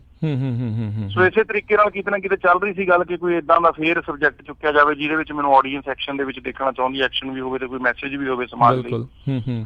ਤੇ ਉਹ ਕਿਤੇ ਇੱਕ ਦਿਨ ਮੈਂ ਮਿੰਟੂ ਬਾਈ ਜੀ ਦੀ ਇੰਟਰਵਿਊ ਸੁਣ ਰਿਹਾ ਸੀਗਾ ਫੇਸਬੁੱਕ ਤੇ, ਬਲਤੇਜ ਪੰਨੂ ਜੀ ਹੋਰਾਂ ਨੇ ਸ਼ੇਅਰ ਕੀਤੀ ਹੋਈ ਸੀ ਤੇ ਟਾਈਟਲ ਸੀ ਡਾਕੂਆਂ ਦਾ ਮੁੰਡਾ। ਜੀ ਤਾਂ ਉਹਨੇ ਬੜਾ ਅਟਰੈਕਟ ਕੀਤਾ ਜੀ ਉਸ ਇੰਟਰਵਿਊ ਨੇ। ਤਾਂ ਉਹ ਇੰਟਰਵਿਊ ਸੀ ਜਿਹੜੀ ਮੈਂ ਆਪਣੇ ਪ੍ਰੋਡਿਊਸਰਸ ਨੂੰ ਭੇਜੀ, ਆਪਣੇ ਰਾਈਟਰ ਨੂੰ ਭੇਜੀ। ਸੋ ਏਦਾਂ ਕਰਕੇ ਉਹਨਾਂ ਨੇ ਜਦੋਂ ਮਿੰਟੂ ਬਾਈ ਜੀ ਦੇ ਉੱਤੇ ਮੈਂ ਰਿਸਰਚ ਕਰਨੀ ਸ਼ੁਰੂ ਕੀਤੀ ਤਾਂ ਪਤਾ ਲੱਗਿਆ ਕਿ ਇਹਨਾਂ ਨੇ ਕਿਤਾਬ ਵੀ ਲਿਖੀ, ਆਪਣੀ ਸਵੈ ਜੀਵਨੀ ਲਿਖੀ ਆ। ਸੋ ਜਦੋਂ ਪੜ੍ਹੀ ਤਾਂ ਬੜਾ ਇੰਟਰਸਟ ਇਸ ਗੱਲ 'ਚ ਪੈਦਾ ਹੋਇਆ ਕਿ ਇਹ ਤਾਂ ਅਸੀਂ ਫਿਲਮਾਂ ਦੇ ਵਿੱਚ ਪਾਉਣ ਲਈ ਅਕਸਰ ਮਸਾਲਾ ਲੱਭਦੇ ਹੁੰਦੇ ਆ ਫਿਕਸ਼ਨਲ ਫਿਲਮਾਂ ਦੇ ਵਿੱਚ, ਕਿ ਥੋੜੀ ਜਿਹੀ ਕਾਮੇਡੀ ਪਾ ਲਈਏ, ਕਿਤੋਂ ਥੋੜਾ ਜਿਹਾ ਐਕਸ਼ਨ ਪਾ ਲਈਏ, ਥੋੜਾ ਜਿਹਾ ਰੋਮਾਂਸ ਪਾ ਲਈਏ, ਥੋੜਾ ਜਿਹਾ ਕਿਤੇ ਲੋਕਾਂ ਨੂੰ ਰਵਾ ਲਈਏ ਤਾਂ ਫਿਲਮ ਹਿੱਟ ਹੋ ਜਾਂਦੀ ਹੈ, ਹਨਾ ਜੀ। ਤਾਂ ਇਹਨਾਂ ਦੀ ਜ਼ਿੰਦਗੀ ਦੇ ਵਿੱਚ ਤਾਂ ਇਹ ਸਾਰਾ ਕੁਝ ਪਹਿਲਾਂ ਹੀ ਸੀਗਾ। ਔਰ ਦੂਜੀ ਗੱਲ ਸੀ ਕਿ ਸਮਾਜ ਲਈ ਬਹੁਤ ਵੱਡਾ ਮੈਸੇਜ ਜਿਹਦੀ ਅੱਜ ਪੰਜਾਬ ਨੂੰ ਸਖਤ ਜ਼ਰੂਰਤ ਆ ਜੀ। ਸੋ ਐਜ਼ ਐਨ ਐਕਟਰ ਅਸੀਂ ਆਪਣਾ ਕਿਤੇ ਨਾ ਕਿਤੇ ਫਰਜ਼ ਵੀ ਸਮਝਦੇ ਹਾਂ ਜੇ ਲੋਕ ਸਾਨੂੰ ਯੂਥ ਫੋਲੋ ਕਰਦਾ, ਸਿਨੇਮੇ ਨੂੰ ਪਿਆਰ ਕਰਨ ਵਾਲਿਆਂ ਨੂੰ, ਜਿਹੜੇ ਐਕਟਰ ਹੁੰਦੇ ਨੇ ਜਾਂ ਗਾਉਣ ਵਾਲੇ ਹੁੰਦੇ ਨੇ ਉਹਨਾਂ ਦੇ ਸਾਰੇ ਫੈਨ ਹੁੰਦੇ ਨੇ ਔਰ ਫੋਲੋ ਕਰਦੇ ਨੇ ਲੋਕ ਉਹਨਾਂ ਨੂੰ, ਉਹਨਾਂ ਦੀ ਕਈ ਗੱਲ ਕਿਤੇ ਨਾ ਕਿਤੇ ਸੁਣ ਵੀ ਲੈਂਦੇ ਨੇ। ਜੀ ਬਿਲਕੁਲ ਫਿਲਮ ਏਦਾਂ ਦੀ ਸੀ, ਇਹ ਬਣਨੀ ਚਾਹੀਦੀ ਸੀ, ਇਹਦੇ ਵਿੱਚ ਸਾਰਾ ਕੁਝ ਸੀਗਾ ਜੀ। ਸੋ ਏਦਾਂ ਕਰਕੇ ਫਿਲਮ ਹੈ ਜਿਹੜੀ ਅੱਜ ਬਣ ਕੇ ਤਿਆਰ ਹੈ ਤੇ 10 ਅਗਸਤ ਨੂੰ ਰਿਲੀਜ਼ ਹੋਣ ਲਈ ਤਿਆਰ ਹੈ। ਬਿਲਕੁਲ। ਤੇ ਨਾਲ ਹੀ ਆਪਣੇ ਸਰੋਤਿਆਂ ਨੂੰ ਦੱਸ ਜਾਈਏ ਵੀ ਅਮਰੀਕਾ ਭਰ ਦੇ ਵਿੱਚ ਅੰਤਰਰਾਸ਼ਟਰੀ ਪੱਧਰ ਦੇ ਉੱਤੇ ਜਿਹੜੀ ਮੂਵੀ ਆ ਉਹ ਰਿਲੀਜ਼ ਜਿਹੜੀ ਉਹ ਹੋਵੇਗੀ। ਸੋ ਮਿੰਟੂ ਜੀ ਨੂੰ ਮੇਰਾ ਨਾਲ ਹੀ ਜਿਹੜਾ ਸਵਾਲ ਆ, ਤੇ ਮਿੰਟੂ ਜੀ ਜਦੋਂ ਇਹਨਾਂ ਦੀ ਟੀਮ ਨੇ ਤੁਹਾਡੇ ਨਾਲ ਗੱਲਬਾਤ ਕੀਤੀ ਵੀ ਉਹ ਤੁਹਾਡੇ ਦੇ ਉੱਤੇ ਇਹ ਮੂਵੀ ਜਿਹੜੀ ਬਣਾਉਣਾ ਚਾਹੁੰਦੇ, ਤੁਹਾਡੀ ਕਿਤਾਬ ਦੇ ਉੱਤੇ, ਤੁਹਾਡੀ ਜੀਵਨੀ ਦੇ ਉੱਤੇ, ਕੀ ਤੁਹਾਡੇ ਮਨ ਦੇ ਵਿੱਚ ਉਦੋਂ ਖਿਆਲਾਤ ਆਏ? ਕੀ ਤੁਸੀਂ ਝਿਜਕਦੇ ਸੀਗੇ ਕਿ ਤੁਹਾਨੂੰ ਸੀਗਾ ਵੀ ਹਾਂ ਨਹੀਂ ਜ਼ਰੂਰ ਬਣਨੀ ਚਾਹੀਦੀ ਆ? ਕਿੱਦਾਂ ਦੇ ਖਿਆਲਾਤ ਸੀਗੇ ਉਸ ਟਾਈਮ ਦੇ ਉੱਤੇ, ਕੀ ਇਮੋਸ਼ਨ ਸੀਗੇ? ਨਹੀਂ ਸੱਚ ਜਾਣਿਓ, ਜਿੱਦਣ ਅਨਾਉਂਸ ਹੋਈ ਆ ਫਿਲਮ ਮੈਨੂੰ ਤੇ ਉਦਣ ਫੇਸਬੁੱਕ ਤੇ ਪਤਾ ਲੱਗਿਆ। ਅੱਛਾ ਜੀ। ਇਹਦੇ ਵਿੱਚ ਇਹ ਸੀਗਾ ਕਿ ਮੇਰਾ ਇੱਕ ਮਿੱਤਰ ਸੀਗਾ ਜੋ ਬਹੁਤ ਸਮਾਂ ਪਹਿਲਾਂ, ਯਾਨੀ ਜਦੋਂ ਮੈਂ ਕਿਤਾਬ ਲਿਖੀ ਆ ਉਦੋਂ ਕੋ ਮੇਰੇ ਕੋਲ ਆਇਆ ਸੀਗਾ ਤੇ ਬਹੁਤ ਨਜ਼ਦੀਕੀ ਆ ਮੇਰੇ ਨਾਲ ਦੇ ਪਿੰਡ ਦੇ ਤੇ ਫਿਲਮ ਇੰਡਸਟਰੀ ਨਾਲ ਜੁੜੇ ਆ। ਉਹਨਾਂ ਨੇ ਕਿਹਾ ਸੀਗਾ ਕਿ ਅਸੀਂ ਚਾਹੁੰਦੇ ਆ ਕਿ ਸਾਡੇ ਬਾਈ ਦੀ ਯਾਰ ਫਿਲਮ ਬਣੇ ਸਾਡੇ ਜੀਵਨ ਤੇ। ਮੈਂ ਕਿਹਾ ਯਾਰ ਬਣਾ ਲਓ, ਮੇਰਾ ਜੀਵਨ ਕਿਹੜਾ ਲੁਕਿਆ, ਨਾ ਤੁਹਾਡੇ ਤੋਂ ਲੁਕਿਆ ਤੇ ਨਾ ਪੰਜਾਬ ਦੇ ਲੋਕਾਂ ਤੋਂ ਲੁਕਿਆ। ਮੈਂ ਤੇ ਆਪ ਦੱਸਦਾ ਤੇ ਜਦੋਂ ਤੁਹਾਡਾ ਕਿਤੇ ਕੰਮ ਸੂਤ ਆਇਆ, ਲੋਟ ਲੱਗਾ, ਕਿਤੇ ਤੁਹਾਡਾ ਬਣਾ ਦਿਓ। ਤਾਂ ਉਹ ਇਹਨਾਂ ਦੇ ਨਾਲ ਜੁੜੇ ਸੀ ਕਿ ਇਨ ਟੱਚ ਨੇ ਸਾਰੇ ਆਪਸ ਦੇ ਵਿੱਚ, ਤੁਹਾਨੂੰ ਪਤਾ ਇੰਡਸਟਰੀ ਦੇ ਲੋਕ ਇੱਕ ਦੂਜੇ ਨਾਲ ਜੁੜੇ ਨੇ, ਵਾਸਤਾ ਹੁੰਦੇ ਆ। ਤਾਂ ਉਹਨਾਂ ਨੇ ਇਹਨਾਂ ਦੇ ਨਾਲ ਰਾਬਤਾ ਕਰਕੇ ਇੱਕ ਮਾਣ ਕੀਤਾ ਕਿ ਸਾਨੂੰ ਉਹਨਾਂ ਨੇ ਕਿਹਾ ਹੋਇਆ ਤੁਸੀਂ ਅਨਾਉਂਸ ਕਰ ਦਿਓ। ਸੋ ਇਹਨਾਂ ਨੇ ਅਨਾਉਂਸ ਕਰ ਦਿੱਤੀ। ਮੈਂ ਉਦੋਂ ਮੇਰੀ ਮਾਤਾ ਬਿਮਾਰ ਸੀਗੀ ਤਾਂ ਮੈਂ 4-5 ਦਿਨਾਂ ਬਾਅਦ ਘਰੇ ਪਰਤਿਆ ਤੇ ਪਤਾ ਲੱਗਿਆ। ਕੋਈ ਨਹੀਂ, ਮੈਂ ਵੀ ਵਧਾਈ ਭੇਜਤੀ, ਮੈਂ ਕਿਹਾ ਠੀਕ ਆ। ਫਿਰ ਉਸ ਤੋਂ ਬਾਅਦ ਇੱਕ ਸਾਡੀ ਕਹਿ ਲਈਏ ਕਿ ਉਪਚਾਰਿਕ ਜਿਹਨੂੰ ਆਪਾਂ ਕਹਿੰਦੇ ਇੱਕ ਮੀਟਿੰਗ ਹੋਈ, ਉਹਦੇ ਚ ਅਸੀਂ ਸਾਰੇ ਬੈਠੇ। ਫਿਰ ਦੇਵ ਨੇ ਮੇਰੇ ਨਾਲ ਬਹੁਤ ਗੱਲਬਾਤ ਕੀਤੀ, ਸ਼ਿੱਦਤ ਦੇ ਨਾਲ ਮੇਰੇ ਬਾਰੇ ਜਾਣਿਆ, ਪੁੱਛਿਆ। ਸੋ ਫਿਰ ਬਾਅਦ ਦੇ ਵਿੱਚ ਇੱਕ ਟੀਮ ਬਣ ਗਈ, ਯੂਨਿਟ ਬਣ ਗਈ। ਕਹਿੰਦੇ ਵੀ ਠੀਕ ਆ ਤੇ ਅਸੀਂ ਮਿਹਨਤ ਕਰਾਂਗੇ। ਮੈਂ ਇਹਨਾਂ ਨੂੰ ਸਿਰਫ ਇਹੀ ਗੱਲ ਕਹੀ ਸੀ ਕਿ ਦੇਖੋ ਤੁਹਾਡੀ ਕਲਾਕ੍ਰਿਤ ਆ, ਤੁਸੀਂ ਇਹਨੂੰ ਸਿਰਜਣਾ, ਤੁਸੀਂ ਇਹਨੂੰ ਨਿਖਾਰਨਾ। ਤਾਂ ਇਹ ਤੁਹਾਡੀ ਜ਼ਿੰਮੇਵਾਰੀ ਹੈ। ਮੈਂ ਤੇ ਗੈਰ ਪੇਸ਼ੇਵਰ ਬੰਦਾ ਇਸ ਮਾਮਲੇ 'ਚ, ਤਾਂ ਮੇਰਾ ਕੋਈ ਦਖਲ ਨਹੀਂ ਹੈ, ਕੋਈ ਲੈਣਾ ਨਹੀਂ, ਕੋਈ ਦੇਣਾ ਨਹੀਂ, ਮੈਂ ਪਾਸੇ ਬੈਠ ਕੇ ਵੇਖਣ ਵਾਲਾ। ਸੋ ਫਿਰ ਇਹਨਾਂ ਨੇ ਉਸ ਕਲਾ ਦੀ ਸਿਰਜਣਾ ਕੀਤੀ ਆ, ਪਰ ਇਹ ਜ਼ਰੂਰ ਸੀਗਾ ਕਿ ਫੈਸਲਾ ਕੀਤਾ ਗਿਆ ਕਿ ਠੀਕ ਹੈ, ਸਾਰਾ ਕੁਛ ਹੈ ਜਿਹੜਾ ਉਹ ਦਰਸ਼ਕਾਂ ਦੀ ਮੰਗ ਅਨੁਸਾਰ ਰਹੇਗਾ, ਪਰ ਜੋ ਮੈਸੇਜ ਹੈ, ਜੋ ਕੇਂਦਰ ਹੈ ਇਸ ਕਹਾਣੀ ਦਾ, ਉਹ ਅਸੀਂ ਨਹੀਂ ਛੱਡਾਂਗੇ, ਚਾਹੇ ਕੁਛ ਵੀ ਆ। ਇਹ ਏਮ ਲੈ ਕੇ ਚੱਲ ਰਹੀ ਹੈ ਟੀਮ ਕਿ ਅਸੀਂ ਉਹ ਮੈਸੇਜ ਨਹੀਂ ਛੱਡਣਾ, ਚਾਹੇ ਕੁਛ ਵੀ ਹੋ ਜਾਵੇ। ਘਾਟਾ ਨਫਾ ਜਿਹੜਾ ਬਾਅਦ ਦੀ ਗੱਲ ਹੈ, ਪਰ ਮੈਸੇਜ ਜ਼ਰੂਰ ਦੇਵਾਂਗੇ। ਅੱਗੋਂ ਉਹਦਾ ਮੁੱਲ ਪਾਉਣਾ ਜਾਂ ਨਹੀਂ ਪਾਉਣਾ ਉਹ ਦਰਸ਼ਕਾਂ ਦੇ ਹੱਥ। ਬਿਲਕੁਲ, ਇਹਦੇ ਵਿੱਚ ਤਾਂ ਕੋਈ ਦੋ ਰਾਵਾਂ ਨਹੀਂ। ਜਿਹੜੀ ਵੀ ਕੋਈ ਦਰਸ਼ਕਾਂ ਦੀ ਕਸੌਟੀ ਦੇ ਉੱਤੇ ਇੱਦਾਂ ਮੂਵੀ ਜਿਹੜੀ ਆਉਣੀ ਆ, ਉਹਨਾਂ ਨੇ ਹੀ ਜਿਹੜਾ ਨਿਤਾਰਾ ਕਰਨਾ ਆ। ਤੇ ਕੀ ਮਿੰਟੂ ਜੀ ਤੁਸੀਂ ਖੁਸ਼ ਸੀਗੇ ਵੀ ਤੁਹਾਡਾ ਰੋਲ ਜਿਹੜਾ ਆ ਉਹ ਦੇਵ ਖਰੋੜ ਕਰ ਰਿਹਾ, ਕੋਈ ਹੋਰ ਨਹੀਂ? ਇਮਾਨਦਾਰੀ ਨਾਲ ਕਹਾਂ ਤੇ ਦੇਖੋ, ਆਪਾਂ ਐਸੀ ਥਾਂ ਤੇ ਬੈਠੇ ਹੋਏ ਕਿ ਕਿਸੇ ਨਾਲ ਨਹੀਂ ਵਿਗਾੜ ਸਕਦੇ। ਕਲਾਕਾਰਾਂ 'ਚ ਆਪਾਂ ਨੂੰ ਕਿਸੇ ਦੀ ਵੀ ਲੋੜ ਪੈ ਸਕਦੀ ਹੈ, ਜਿਹੜੇ ਮੀਡੀਆ ਨਾਲ ਜੁੜੇ ਲੋਕ ਹੁੰਦੇ। ਪਰ ਮੈਂ ਤੁਹਾਨੂੰ ਦੱਸਾਂ, ਆਪਣੀ ਜਿਹੜੀ ਮਨ ਦੀ ਗੱਲ ਹੈ, ਤਾਂ ਮੇਰਾ ਜਿਹੜਾ ਝੁਕਾਅ ਹੈ ਸਿਨੇਮੇ ਦੇ ਨਾਲ ਬਹੁਤ ਬਚਪਨ 'ਚ ਹੀ ਹੋ ਗਿਆ ਸੀਗਾ। ਬਹੁਤ ਛੋਟੇ ਹੁੰਦਿਆਂ ਮੇਰਾ ਝੁਕਾਅ ਜਿਹੜਾ ਸੀ ਸਿਨੇਮੇ ਵੱਲ, ਤਾਂ ਬਹੁਤ ਬਰੀਕੀ ਦੇ ਨਾਲ ਮੈਂ ਸਿਨੇਮਾ ਦੇਖਿਆ, ਬਹੁਤ ਬਰੀਕੀ ਦੇ ਨਾਲ। ਤਾਂ ਜਦੋਂ ਪੰਜਾਬੀ ਫਿਲਮ ਇੰਡਸਟਰੀ ਦੀ ਗੱਲ ਆਉਂਦੀ ਸੀ, ਹਰਭਜਨ ਮਾਨ ਤੋਂ ਬਾਅਦ ਇੱਕ ਐਸਾ ਵੇਲਾ ਆਇਆ ਜਦੋਂ ਮੈਂ ਬੋਰ ਹੋ ਕੇ ਸਿਨੇਮਾ ਛੱਡ ਦਿੱਤਾ। ਮੈਂ ਸਿਨੇਮੇ ਨੂੰ ਬਾਏ ਕਰਕੇ ਆ ਗਿਆ ਸੀ 2007। ਮੈਂ ਕਿਹਾ ਕਿ ਨਹੀਂ ਫਿਲਮ ਵੇਖਣੀ, ਅੱਜ ਤੱਕ ਮੈਂ ਗਿਆ ਵੀ ਨਹੀਂ। ਤਾਂ ਇਹਨਾਂ ਦਾ ਕੰਮ ਜਿਹੜਾ ਸੀਗਾ, ਉਹ ਮੈਂ ਜਦੋਂ ਇਹਨਾਂ ਨੇ ਫਿਲਮ ਆਪਣੇ YouTube ਤੇ ਪਾਈ ਸੀਗੀ, ਤਾਂ ਉਦੋਂ ਇੱਕ ਮਿੱਤਰ ਨੇ ਮੈਨੂੰ ਸੁਜੈਸਟ ਕੀਤਾ ਕਿ ਆਹ ਫਿਲਮ ਦੇਖ, ਇਹੀ ਮੁੰਡਾ ਹੈ ਜਿਹੜਾ ਫਿਲਮ ਤੇਰੀ ਲੈ ਕੇ ਆ ਰਿਹਾ।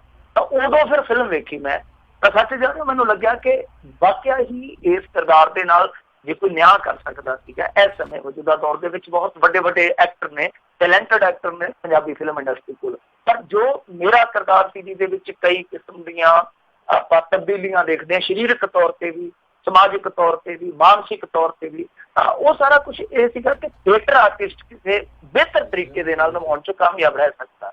ਤਾਂ ਜਦੋਂ ਦੇਵ ਦਾ ਪਤਾ ਕੀਤਾ ਗਿਆ, ਮੈਂ ਆਪਣੇ ਜ਼ਾਤੀ ਤੌਰ ਤੇ ਵੀ ਪਤਾ ਕੀਤਾ, ਤਾਂ ਇਹੋ ਹੀ ਪਤਾ ਲੱਗਿਆ ਕਿ ਥੀਏਟਰ ਆਰਟਿਸਟ ਜਿੰਨੇ ਵੀ ਵਿਚਰਦੇ ਉਹ ਮੁੱਠੀ ਪਾ ਰਿਹਾ ਫਿਲਮ ਇੰਡਸਟਰੀ ਦੇ ਵਿੱਚ, ਤਾਂ ਉਹਨਾਂ ਦੇ ਵਿੱਚੋਂ ਇਹ ਮੁੰਡਾ ਜਿਹੜਾ ਹੁਣ ਆ ਰਿਹਾ। ਫਿਰ ਯਕੀਨ ਵੱਜਾ, ਯਕੀਨ ਤੇ ਪਹਿਲਾਂ ਵੀ ਸੀਗਾ ਕਿ ਦੇਵ ਇਸ ਤਰ੍ਹਾਂ ਦਾ ਕੰਮ ਕਰੇਗਾ, ਪਰ ਜਦੋਂ ਪਿਛੋਕੜ ਦੇਖਿਆ, ਕੰਮ ਦੇਖਿਆ, ਔਰ ਥੀਏਟਰ ਆਰਟਿਸਟ ਮੈਨੂੰ ਬਹੁਤ ਚੰਗੇ ਲੱਗਦੇ ਆ, ਔਰ ਜਿਹੜੇ ਮੇਰੇ ਘਰ ਆ ਜਾਂਦੇ ਆ, ਮੇਰੇ ਮਿੱਤਰ ਆ, ਜਿੱਦਾਂ ਰੈਡ ਆਰਟਸ ਟੀਮ ਆ, ਹੋਰ ਇਸ ਤਰ੍ਹਾਂ ਟੀਮਾਂ ਨੇ। ਮੈਂ ਥੀਏਟਰ ਵਾਲਿਆਂ ਨਾਲ ਬਹੁਤ ਜ਼ਿਆਦਾ ਮੁਹੱਬਤ ਕਰਦਾ, ਕਿਉਂਕਿ ਇਹ ਲੋਕ ਉਹ ਲੋਕ ਆ ਜੋ ਆਪਣੀ ਕਲਾ ਜਿਹੜੀ ਉਹ ਤੇ ਪ੍ਰਦਰਸ਼ਿਤ ਕਰਦੇ ਹੀ ਕਰਦੇ ਆ, ਨਾਲ ਸਮਾਜ ਲਈ ਬਹੁਤ ਕੁਝ ਕਰ ਜਾਂਦੇ ਆ। ਸੋ ਮੈਨੂੰ ਮਾਣ ਆ ਕਿ ਦੇਵ ਇਸ ਭੂਮਿਕਾ ਨੂੰ ਅਦਾ ਕਰਦਾ ਪਿਆ, ਔਰ ਮੈਨੂੰ ਯਕੀਨ ਆ ਕਿ ਇਹ ਭੂਮਿਕਾ ਨੂੰ ਸਾਰੇ ਪਸੰਦ ਕਰਨਗੇ।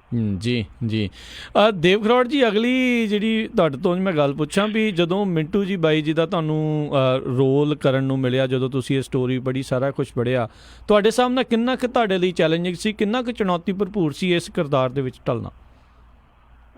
ਬਹੁਤ ਔਖਾ ਸੀ ਜੀ। ਮੈਂ ਸਾਰੀਆਂ ਇੰਟਰਵਿਊਜ਼ ਦੇ ਵਿੱਚ ਇਹ ਗੱਲ ਦੱਸ ਚੁੱਕਾ, ਚਲੋ ਹੁਣ ਫੇਰ ਕਰਦਾ ਮੈਂ। ਜੀ ਜੀ, ਜਿਹੜਾ ਮੇਰਾ ਪਿਛਲਾ ਕਿਰਦਾਰ ਸੀਗਾ ਉਹ ਵੀ ਰੀਅਲ ਲਾਈਫ ਤੋਂ ਸੀਗਾ। ਰੁਪਿੰਦਰ ਗਾਂਧੀ ਜਿਹੜਾ ਮੈਂ ਕੀਤਾ ਸੀ, ਉਹਨੂੰ ਬਹੁਤ ਜ਼ਿਆਦਾ ਐਪਰੀਸ਼ੀਏਸ਼ਨ ਮਿਲੀ ਸੀ, ਔਰ ਲੋਕਾਂ ਦੇ ਖਾਸ ਕਰ ਯੂਥ ਦੇ ਦਿਲ ਦੇ ਵਿੱਚ ਵਸਿਆ ਹੋਇਆ ਕਿਰਦਾਰ ਆ ਉਹ।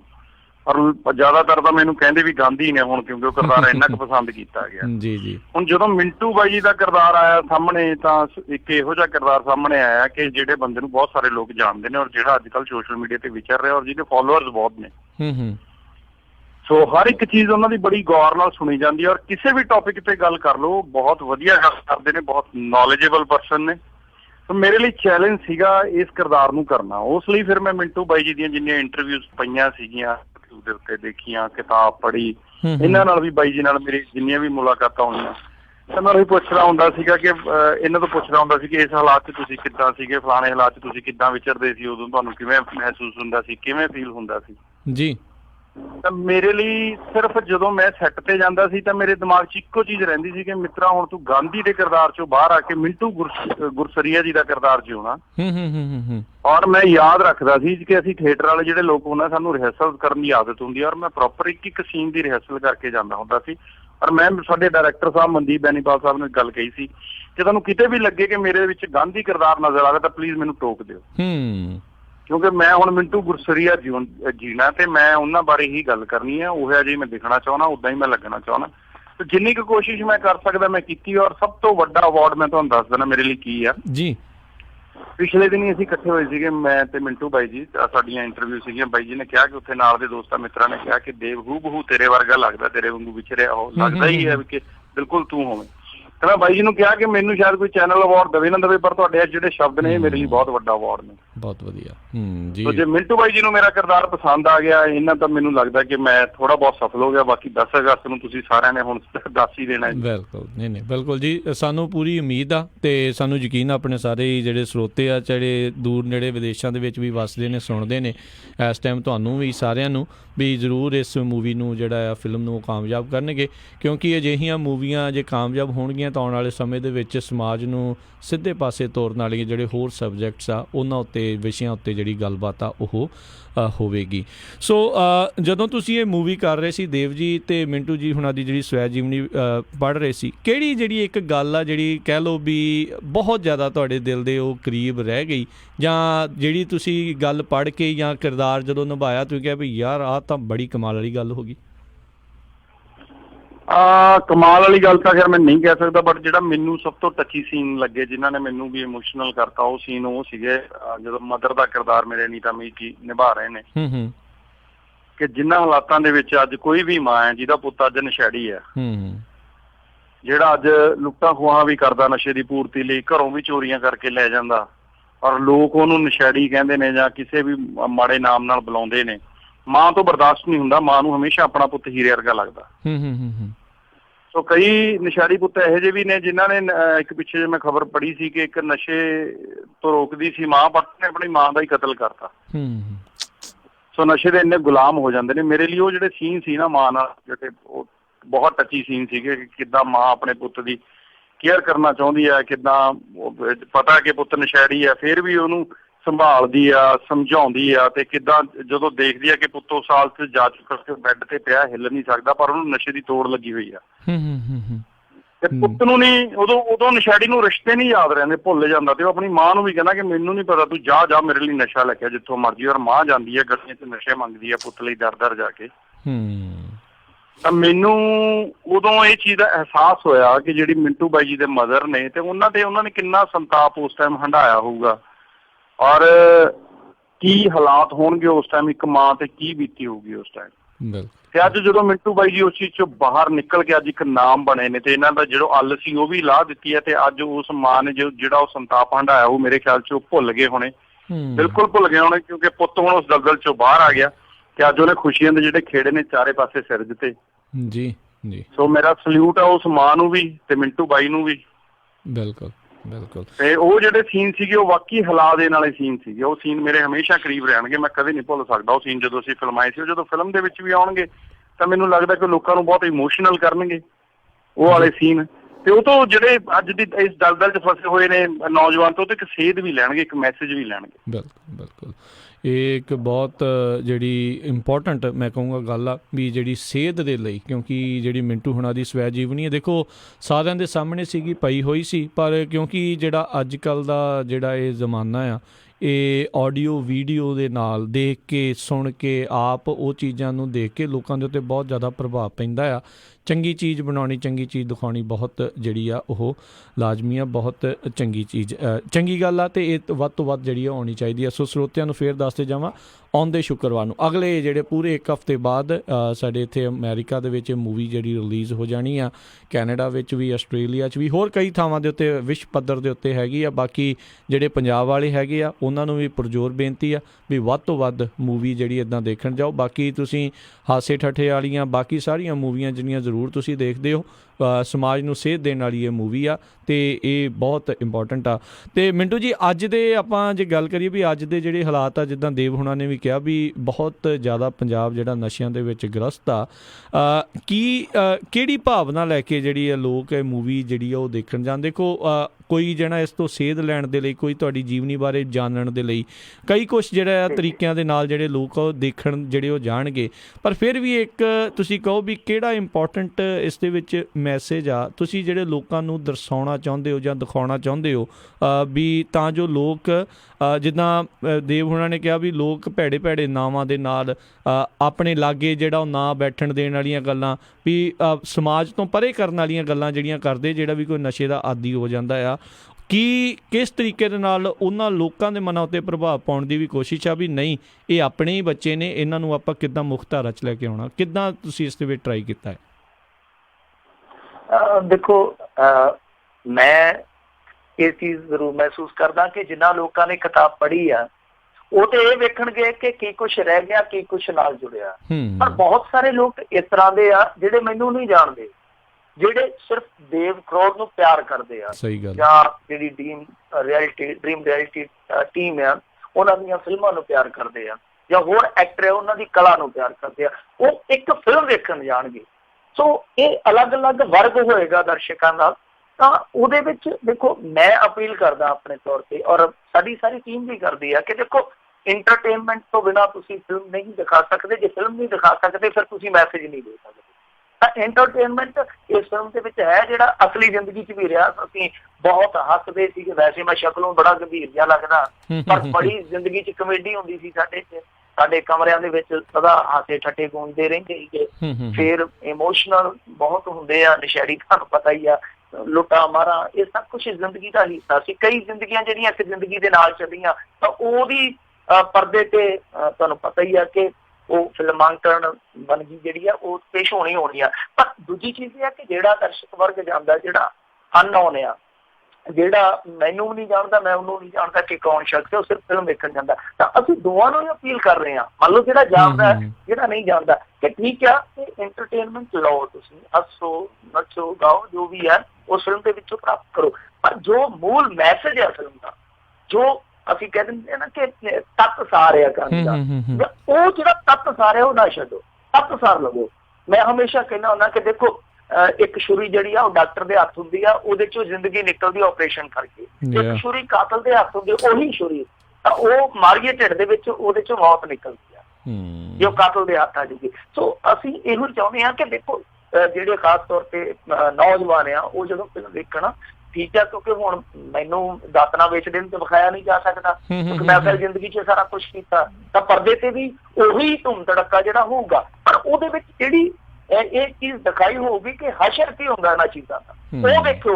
ਔਰ ਫਿਰ ਇਹ ਆ ਕਿ ਹਸ਼ਰ ਹੋਣ ਤੋਂ ਬਾਅਦ ਵੀ ਫਿਰ ਵਾਪਸੀ ਕਿੱਦਾਂ ਹੁੰਦੀ ਹੈ ਜ਼ਿੰਦਗੀ 'ਚ, ਫਿਰ ਖੜੋਤ ਨੂੰ ਤੋੜ ਕੇ ਰਵਾਨਗੀ, ਜਿੱਤ ਕਿੱਦਾਂ ਪ੍ਰਾਪਤ ਕਰਦੀ ਆ। ਸੰਘਰਸ਼ ਤੇ ਸਿਰੜ ਦੀ ਜਿਹੜੀ ਇਹ ਲੜਾਈ ਆ, ਜਿਹੜੀ ਉਹ ਦਲਦਲ ਤੋਂ ਨਿਕਲ ਕੇ ਅਰਬਤ ਤੱਕ ਕਿੱਦਾਂ ਪਹੁੰਚਦੀ ਆ, ਇਹ ਚੀਜ਼ ਜ਼ਰੂਰ ਵੇਖੋ। ਇਕੱਲੇ ਨਸ਼ੇੜੀ ਦਾ ਨਹੀਂ, ਅਸੀਂ ਕਹਿੰਦੇ ਕਿ ਹਰੇਕ ਬੰਦੇ ਦਾ ਅੱਜ ਦੇ ਜੀਵਨ ਦਾ ਇਹ ਇੱਕ ਪਾਰਟ ਆ ਕਿ ਅਸੀਂ ਮੁਸੀਬਤਾਂ 'ਚ ਘਿਰ ਜਾਂਦੇ ਹਾਂ। ਤੇ ਕਹਿੰਦੇ ਆ ਕਿ ਜਿਹੜਾ ਮੁਸੀਬਤਾਂ 'ਚ ਘਿਰ ਜਾਣਾ ਪਾਰਟ ਆਫ ਦਾ ਲਾਈਫ ਆ, ਮੁਸੀਬਤਾਂ 'ਚੋਂ ਨਿਕਲਣਾ ਉਹ ਆਰਟ ਆਫ ਦਾ ਲਾਈਫ ਆ।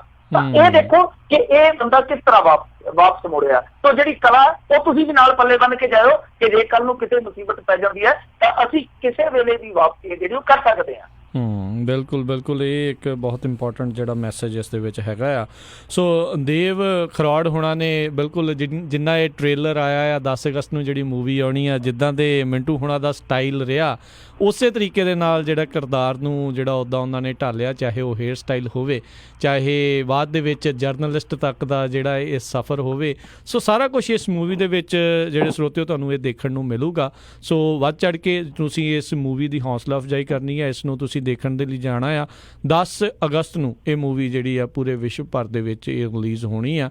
ਸੋ ਸਭ ਨੂੰ ਜਿਹੜੀ ਹੱਥ ਜੋੜ ਕੇ ਬੇਨਤੀ ਹੈ ਵੀ ਜਿਹੜੀ ਡ੍ਰੀਮ ਰਿਐਲਿਟੀ ਇਹਦੀ ਇਹ ਟੀਮ ਹੈ, ਜਿਸ ਦੇ ਵਿੱਚ ਦੇਵ ਖਰੋੜ ਹੁਣੀ ਮੁੱਖ ਭੂਮਿਕਾ ਨਿਭਾ ਰਹੇ ਨੇ ਬਤੌਰ ਮਿੰਟੂ ਗੁਰੂਸਰੀਆ ਆਪਣੀ ਪੰਜਾਬੀ ਰੇਡੀਓ USA ਦੇ ਟੀਮ ਮੈਂਬਰ ਨੇ। ਸੋ ਉਹਨਾਂ ਦੇ ਜੀਵਨ ਦੇ ਉੱਤੇ, ਸਵੈ ਜੀਵਨੀ ਦੇ ਉੱਤੇ ਬਣੀ ਹੋਈ ਇਹ ਮੂਵੀ ਆ ਰਹੀ ਆ। ਸੋ ਦੇਵ ਖਰੋੜ ਜੀ, ਸਮਾਂ ਵੀ ਆਪਣਾ ਜਿਹੜਾ ਸਮਾਪਤੀ ਵੱਲ ਨੂੰ ਵੱਧ ਰਿਹਾ ਆ, ਜਾਂਦੇ ਕੀ ਤੁਸੀਂ ਹੋਰ ਸਾਡੇ ਸਰੋਤਿਆਂ ਨੂੰ ਜਿਹੜਾ ਕਹਿਣਾ ਚਾਹੁੰਦੇ ਹੋ? ਕਹਿਣਾ ਚਾਹੂੰਗਾ ਕਿ ਜੀ ਤੁਹਾਨੂੰ ਇਸ ਫਿਲਮ ਦੇ ਵਿੱਚ ਪੂਰੀ ਕਾਮੇਡੀ ਵੀ ਮਿਲਣੀ ਹੈ, ਐਕਸ਼ਨ ਵੀ ਮਿਲਣਾ ਹੈ, ਰੋਮਾਂਸ ਵੀ ਮਿਲਣਾ ਹੈ, ਤੇ ਇਮੋਸ਼ਨਲ ਹੈ ਬਹੁਤ ਜ਼ਿਆਦਾ ਮੂਵੀ, ਤੇ ਦੂਜਾ ਮੈਸੇਜ ਵੀ ਆ। ਮੈਂ ਇਹ ਕਹਿਣਾ ਚਾਹੂੰ ਕਿ ਆਪਣੇ ਬੱਚਿਆਂ ਨੂੰ ਇਹ ਫਿਲਮ ਜ਼ਰੂਰ ਦਿਖਾਇਓ ਤਾਂ ਕਿ ਉਹ ਇਸ ਦਲਦਲ 'ਚ ਜਾਣ ਤੋਂ ਗਰੇਜ਼ ਕਰਨ। ਜੁਰਮ ਦੀ ਦੁਨੀਆ 'ਚ ਸਭ ਤੋਂ ਪਹਿਲਾਂ ਨਸ਼ੇ ਕੀ ਕਰਵਾਉਂਦੇ ਆ ਇਨਸਾਨ ਤੋਂ ਜਦੋਂ ਬੰਦਾ ਗੁਲਾਮ ਹੋ ਜਾਂਦਾ। ਹਰ ਉਹ ਕੰਮ ਕਰਾਉਂਦੇ ਜਿਹੜਾ ਸਮਾਜ ਉਹਨੂੰ ਇੱਕ ਗੁਨਾਹਗਾਰ ਬਣਾ ਦਿੰਦਾ। ਉਹ ਤੋਂ ਲੁੱਟਾ ਖੋਹਾਂ ਵੀ ਕਰਾਉਂਦਾ, ਉਹਨੂੰ ਗੈਂਗਸਟਰ ਵੀ ਬਣਾਉਂਦਾ, ਜੇਲ੍ਹਾਂ 'ਚ ਵੀ ਜਾਂਦਾ, ਪੁਲਿਸ ਦੀਆਂ ਕੁੱਟਾਂ ਮਾਰਾਂ ਵੀ ਪੈਂਦੀਆਂ ਨੇ। ਸੋ ਇਸ ਕਰਕੇ ਇਹ ਕਹੂੰਗਾ ਕਿ ਆਪਣੇ ਬੱਚਿਆਂ ਨੂੰ ਫਿਲਮ ਜ਼ਰੂਰ ਦਿਖਾਇਓ ਤਾਂ ਕਿ ਉਹ ਇਸ ਪ੍ਰੋਟੈਗਨਿਸਟ ਦਾ ਜਿਹੜਾ ਹੀਰੋ ਹੈ ਫਿਲਮ ਦਾ, ਉਹਦਾ ਹਸ਼ਰ ਦੇਖ ਕੇ ਉਹਨਾਂ ਨੂੰ ਕੋਈ ਸਬਕ ਮਿਲ ਸਕੇ ਕਿ ਇਸ ਦੁਨੀਆ 'ਚ ਜਾਣ ਦਾ ਅੰਜਾਮ ਕੀ ਹੁੰਦਾ। ਬੰਦਾ ਕੀ ਗਵਾ ਲੈਂਦਾ ਜਿਹੜਾ ਕਦੇ ਮੁੜ ਕੇ ਜ਼ਿੰਦਗੀ 'ਚ ਵਾਪਸ ਪਾਇਆ ਨਹੀਂ ਜਾ ਸਕਦਾ। ਜੋ ਵਕਤ ਨਿਕਲਿਆ ਉਹ ਕਦੇ ਵਾਪਸ ਨਹੀਂ ਆਉਂਦਾ। ਵਕਤ ਦੀ ਕਦਰ ਕਰੋ। ਸੋ ਆਪਣੀ ਜ਼ਿੰਦਗੀ ਬਣਾਉਣ ਦਾ ਨਸ਼ਾ ਲਾਓ, ਨਸ਼ਿਆਂ ਤੋਂ ਦੂਰ ਰਹੋ। ਸੋ ਇਹ ਇੱਕ ਬਹੁਤ ਵੱਡਾ ਮੈਸੇਜ ਹੈ ਜੀ, ਮੇਰੇ ਖਿਆਲ 'ਚ ਇਹ ਜ਼ਰੂਰ ਆਉਣਾ ਚਾਹੀਦਾ ਔਰ ਇੰਟਰਟੇਨਮੈਂਟ ਦੇ ਜ਼ਰੀਏ ਅਸੀਂ ਇਹ ਮੈਸੇਜ ਦੇ ਰਹੇ ਹਾਂ। ਜੀ ਜੀ। ਅਕਸਰ ਦੇਵ ਖਰੋੜ ਜੀ ਜਦੋਂ ਪੰਜਾਬੀ ਮੂਵੀਆਂ ਕੁਛ ਅਜਿਹਾ ਸੰਜੀਦਾ ਸਬਜੈਕਟਾਂ ਦੇ ਵਿਸ਼ਿਆਂ 'ਤੇ ਹੁੰਦੀ ਆ, ਕਈ ਵਾਰੀ ਜਿਹੜਾ ਸੈਂਸਰ ਬੋਰਡ ਆ ਉਹ ਬੜਾ ਕੁਛ ਕਰਦਾ ਆ ਪੰਜਾਬੀ ਮੂਵੀਆਂ ਵਾਲਿਆਂ ਨੂੰ ਵੀ ਅਕਸਰ ਇਤਰਾਜ਼ ਜਿਹੜਾ ਉਹਨਾਂ ਦੇ ਉੱਤੇ ਕਿਤੇ ਨਾ ਕਿਤੇ ਰਹਿੰਦਾ ਆ। ਤੁਹਾਨੂੰ ਇਸ ਮੂਵੀ ਦੇ ਵਿੱਚ ਸਰਟੀਫਿਕੇਟ ਲੈਣ ਦੇ ਲਈ ਕੋਈ ਪ੍ਰੋਬਲਮ ਤਾਂ ਨਹੀਂ ਆਈ ਕਿ ਸਰਟੀਫਿਕੇਟ ਮਿਲ ਚੁੱਕਾ ਹੈ ਹੁਣ?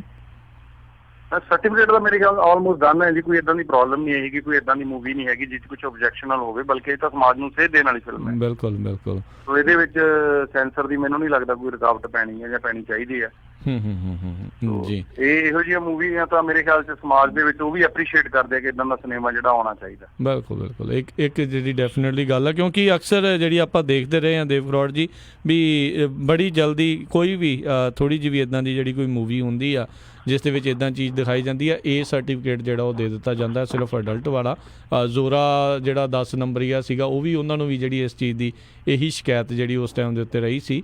ਸੋ ਹੋਪਫੁਲੀ ਜਿਹੜਾ ਆ ਇਹ ਸਾਰਾ ਕੁਛ ਜਿਹੜਾ ਰਵੇ, ਕਿਉਂਕਿ ਇੱਕ ਹਫ਼ਤੇ ਤੋਂ ਵੀ ਘੱਟ ਦਾ ਹੁਣ ਸਮਾਂ ਜਿਹੜਾ ਰਹਿ ਗਿਆ। ਉਲਟੀ ਗਿਣਤੀ ਜਿਹੜੀ ਇੱਕ ਹਿਸਾਬ ਦੇ ਨਾਲ ਚੱਲ ਰਹੀ ਆ। ਸੋ ਜਿੰਨੇ ਵੀ ਸਰੋਤੇ ਸੁਣ ਰਹੇ ਆ, 10 ਤਰੀਕ ਨੂੰ ਜਦੋਂ ਮੂਵੀ ਰਿਲੀਜ਼ ਹੋਣੀ ਤੁਹਾਨੂੰ ਦੱਸਾਂਗੇ ਕਿਹੜੇ ਥੀਏਟਰ ਦੇ ਵਿੱਚ ਇੱਥੇ ਜਿਹੜੀ ਅਮਰੀਕਾ ਦੇ ਵਿੱਚ ਲੱਗ ਰਹੀ ਆ। ਤੁਸੀਂ ਵੀ ਜ਼ਰੂਰ ਵੱਧ ਚੜ੍ਹ ਕੇ ਜਿਹੜਾ ਉਹ ਦੇਖ ਕੇ ਆਓ। ਜਿਨ੍ਹਾਂ ਨੂੰ ਤੁਸੀਂ ਰੋਜ਼ਾਨਾ ਸੁਣਦੇ ਹੋ ਖਬਰਾਂ ਦਿੰਦੇ ਹੋਏ, ਉਹਨਾਂ ਦੇ ਜੀਵਨ ਕਿੱਦਾਂ ਇੱਥੇ ਤੱਕ ਦਾ ਜਿਹੜਾ ਸਫ਼ਰ ਉਹਨਾਂ ਨੇ ਤੈਅ ਕੀਤਾ ਆ, ਉਹ ਦੇਵ ਖਰੋੜ ਹੋਣੀ ਜਿਹੜਾ ਤੁਹਾਨੂੰ ਉਸ ਪਰਦੇ ਦੇ ਉੱਤੇ ਜਿਹੜਾ ਦਿਖਾਉਣਗੇ ਅਤੇ ਤੁਸੀਂ ਐਪਰੀਸ਼ੀਏਟ ਕਰੋਗੇ। ਤੁਸੀਂ ਜਦੋਂ ਵੀ ਅਗਲੀ ਵਾਰੀ ਫਿਰ ਉਸ ਤੋਂ ਬਾਅਦ ਮਿੰਟੂ ਹੋਣਾ ਨੂੰ ਸੁਣੋਗੇ, ਤੁਸੀਂ ਦੇਖੋਗੇ ਵੀ ਬੰਦਾ ਕਿਹੜੇ ਰਾਹਾਂ ਥਾਣੀ ਜਿਹੜਾ ਆ ਉਹ ਨਿਕਲ ਕੇ ਇੱਥੇ ਜਿਹੜਾ ਉਹ ਪਹੁੰਚਿਆ ਆ। ਸੋ ਦੇਵ ਖਰੋੜ ਜੀ, ਤੁਸੀਂ ਆਪਣੇ ਕੀਮਤੀ ਸਮੇਂ 'ਚੋਂ ਸਮਾਂ ਕੱਢਿਆ, ਸਾਡੇ ਨਾਲ ਜਿਹੜੇ ਆ ਕੇ ਜੁੜੇ, ਇਸ ਮੂਵੀ ਦੇ ਬਾਰੇ ਜਿਹੜੀਆਂ ਗੱਲਾਂ ਬਾਤਾਂ ਕੀਤੀਆਂ। ਆਉਣ ਵਾਲੇ ਸਮੇਂ ਦੇ ਵਿੱਚ ਤੁਹਾਡੇ ਨਾਲ ਅਤੇ ਬਾਕੀ ਹੋਰ ਟੀਮ ਦੇ ਨਾਲ ਵੀ ਜਿਹੜੀ ਆਪਾਂ ਗੱਲਬਾਤ ਆ ਉਹ ਜ਼ਰੂਰ ਕਰਾਂਗੇ। ਬਹੁਤ ਮਿਹਰਬਾਨੀ, ਬਹੁਤ ਧੰਨਵਾਦ। ਸਤਿ ਸ਼੍ਰੀ ਅਕਾਲ ਜੀ। ਧੰਨਵਾਦ ਜੀ, ਧੰਨਵਾਦ। ਸਤਿ ਸ਼੍ਰੀ ਅਕਾਲ ਜੀ। ਜੀ। ਅਤੇ ਮਿੰਟੂ ਜੀ, ਆਪਣੇ ਅੱਜ ਦੇ ਪ੍ਰੋਗਰਾਮ ਦਾ ਸਮਾਂ ਵੀ ਜਿਹੜਾ ਹੁਣ ਇੱਥੇ ਹੀ ਜਿਹੜਾ ਉਹ ਸਮਾਪਤ ਆ, ਤੇ ਬਹੁਤ ਸ਼ੁਭ ਇਛਾਵਾਂ ਨੇ। ਆਪਾਂ ਵੀ ਫਤਿਹ ਬੁਲਾ ਲਈ। ਹਾਂ ਬਿਲਕੁਲ, ਬਹੁਤ ਸ਼ੁਭ ਇਛਾਵਾਂ ਨੇ ਤੁਹਾਨੂੰ, ਕਿਉਂਕਿ ਦੇਖੋ ਇੱਕ ਪ੍ਰੇਰਨਾ ਸਰੋਤ ਜਿਹੜੇ ਅੱਜ ਕੱਲ੍ਹ ਦੀ ਜ਼ਿੰਦਗੀ ਦੇ ਵਿੱਚ ਘੱਟ ਹੁੰਦੇ ਨੇ। ਲੋਕ ਕਹਿੰਦੇ ਨੇ ਵੀ ਪ੍ਰੇਰਨਾ ਸਰੋਤ ਅਸੀਂ ਕਿਹਨਾਂ ਨੂੰ ਬਣਾਈਏ, ਕਿੱਥੋਂ ਆਪਾਂ ਪ੍ਰੇਰਨਾ ਲਈਏ। ਸੋ ਤੁਹਾਡਾ ਤੁਸੀਂ ਆਪ ਤੇ ਤੁਹਾਡਾ ਜਿਹੜਾ ਜੀਵਨ ਇੱਕ ਪ੍ਰੇਰਨਾ ਸਰੋਤ ਆ। ਸੋ ਸਾਰਿਆਂ ਨੂੰ ਜ਼ਰੂਰ ਬੇਨਤੀ ਆ। ਰਾਜਕਰਨ ਵੀਰ ਜੀ, ਮੈਂ ਬੇਨਤੀ ਕਰੂੰਗਾ, ਮੈਂ ਪ੍ਰੇਰਨਾ ਸਰੋਤ ਨਹੀਂ, ਮੈਂ ਮਾਰਗਦਰਸ਼ਕ ਨਹੀਂ। ਮੈਂ ਤੇ ਸਿਰਫ ਇਹੀ ਆ ਕਿ ਜਿੰਨਾ ਮੈਂ ਨੁਕਸਾਨ ਕੀਤਾ ਆਪਣੇ ਘਰ ਦਾ, ਆਪਣੇ ਪਿੰਡ ਦਾ, ਆਪਣੇ ਸਮਾਜ ਦਾ, ਆਪਣੇ ਆਲੇ ਦੁਆਲੇ ਦਾ, ਮੈਂ ਉਹ ਜਿਵੇਂ ਕੋਈ ਬੰਦਾ ਹੁੰਦਾ ਨਾ, ਉਹਦੇ ਤੋਂ ਕੋਈ ਚੀਜ਼ ਖਰਾਬ ਹੋ ਜਾਂਦੀ ਆ ਤੇ ਮੁੜ ਕੇ ਕਹਿੰਦਾ ਕਿ ਯਾਰ ਨਹੀਂ, ਮੈਂ ਮਕੈਨਿਕ ਬਣ ਕੇ ਹੁਣ ਚੀਜ਼ ਨੂੰ ਠੀਕ ਕਰਨਾ। ਬਸ ਇਹ ਸਮਝ ਲਓ ਕਿ ਮੇਰੇ ਕੋਲ ਚੱਲਦੀ ਫਿਰਦੀ ਗੱਡੀ ਖਰਾਬ ਹੋ ਗਈ ਸੀ ਤੇ ਮਾੜਾ ਮੋਟਾ ਹੁਣ ਮੈਂ ਪੇਚਕਸ ਘਮਾਉਣਾ ਸਿੱਖ ਕੇ ਉਸ ਗੱਡੀ ਨੂੰ ਠੀਕ ਕਰਨ ਦਾ ਯਤਨ ਕਰਦਾ ਪਿਆ। ਬਸ ਇਹੀ ਸਮਝ ਲਓ ਦਿਲ ਖੋਲਿਆ। ਜੀ ਨਹੀਂ, ਬਿਲਕੁਲ ਜੀ। ਸੋ ਮੂਵੀ ਡਾਕੂਆਂ ਦਾ ਮੁੰਡਾ 10 ਅਗਸਤ ਨੂੰ ਪੂਰੇ ਇੱਕ ਹਫ਼ਤੇ ਬਾਅਦ ਜਿਹੜੀ ਰਿਲੀਜ਼ ਹੋਣ ਜਾ ਰਹੀ ਆ। ਸੋ ਜ਼ਰੂਰ ਵੱਧ ਚੜ੍ਹ ਕੇ ਜਿਹੜਾ ਆ ਇਸ ਮੂਵੀ ਨੂੰ ਤੁਸੀਂ ਸਮਰਥਨ ਕਰੋ। ਅਜਿਹੀਆਂ ਚੀਜ਼ਾਂ ਜਿਹੜੀਆਂ ਹੋਰ ਵਿਸ਼ਿਆਂ ਦੇ ਉੱਤੇ, ਅਜਿਹੇ ਵਿਸ਼ਿਆਂ ਦੇ ਉੱਤੇ ਮੂਵੀ ਬਣੇ, ਇਹੀ ਜਿਹੜੀ ਆਪਾਂ ਇਛਾਵਾਂ ਜਿਹੜੀਆਂ ਉਹ ਰੱਖਦੇ ਹਾਂ। ਪਹਿਲੋਂ ਇਸ ਨੂੰ ਕਾਮਯਾਬ ਕਰੋ, ਕਾਮਯਾਬ ਕਰਨ ਤੋਂ ਬਾਅਦ ਦੇ ਵਿੱਚ ਫਿਰ ਹੋਰ ਅਜਿਹੀਆਂ ਚੀਜ਼ਾਂ ਆਉਣ, ਸਮਾਜ ਨੂੰ ਆਪਾਂ ਸੇਧ ਦੇ ਸਕੀਏ। ਇਹੀ ਆਪਾਂ ਜਿਹੜਾ ਇੱਦਾਂ ਹੀ ਜਿਹੜੀ ਆਪਾਂ ਕੋਸ਼ਿਸ਼ ਆ ਉਹ ਕਰ ਸਕਦੇ ਹਾਂ ਇਹਨਾਂ ਨੂੰ ਸਫਲ ਬਣਾ ਕੇ। ਸੋ ਮਿੰਟੂ ਜੀ, ਬਹੁਤ ਧੰਨਵਾਦ। ਤੇ ਸਰੋਤੇ ਤੋਂ ਮਾਫੀ ਮੰਗਦੇ, ਅੱਜ ਆਪਾਂ ਤੁਹਾਡੀਆਂ ਜਿਹੜੀਆਂ ਇਹਨਾਂ ਦੀਆਂ ਕਾਲਾਂ ਜਿਹੜੀਆਂ ਉਹ ਨਹੀਂ ਲੈ ਸਕੇ। ਆਉਂਦੇ ਜਿਹੜੇ ਦਿਨਾਂ ਦੇ ਵਿੱਚ ਜਿਹੜੀ ਜ਼ਰੂਰ ਆਪਾਂ ਸਰੋਤਿਆਂ ਦੀਆਂ ਜਿਹੜੀਆਂ ਕਾਲਸ ਦਾ ਫੇਰ ਲਵਾਂਗੇ। ਉਦੋਂ ਤੱਕ ਲਈ ਬੜੀ ਧੰਨਵਾਦ, ਬੜੀ ਮਿਹਰਬਾਨੀ ਮਿੰਟੂ ਜੀ। ਸਤਿ ਸ਼੍ਰੀ ਅਕਾਲ ਜੀ। ਜੀ ਸਾਰਿਆਂ ਨੂੰ ਜੀ। ਤੇ ਸਰੋਤੇ, ਇੱਥੇ ਸਾਡਾ ਅੱਜ ਦਾ ਪ੍ਰੋਗਰਾਮ ਵੀ ਹੁਣ ਸਮਾਪਤ ਆ। ਮਿਲਾਂਗੇ ਤੁਹਾਨੂੰ ਸਾਰਿਆਂ ਨੂੰ ਅਗਲੀ ਵਾਰ। ਉਦੋਂ ਤੱਕ ਲਈ ਮੈਨੂੰ ਰਾਜਕਨਵੀਰ ਸਿੰਘ ਨੂੰ ਇਜਾਜ਼ਤ ਦਿਓ। ਮੇਰੇ ਵੱਲੋਂ ਵੀ ਤੁਹਾਨੂੰ ਸਾਰਿਆਂ ਨੂੰ ਪਿਆਰ ਸਤਿਕਾਰ ਸਨੇਹੀ ਜਿਹੀ ਸਤਿ ਸ਼੍ਰੀ ਅਕਾਲ। ਜਿਉਂਦੇ ਵਾਸਤੇ ਰਹੋ, ਹੱਸਦੇ ਖੇਲਦੇ ਰਹੋ, ਸੁਣਦੇ ਰਹੋ ਪੰਜਾਬੀ ਰੇਡੀਓ USA।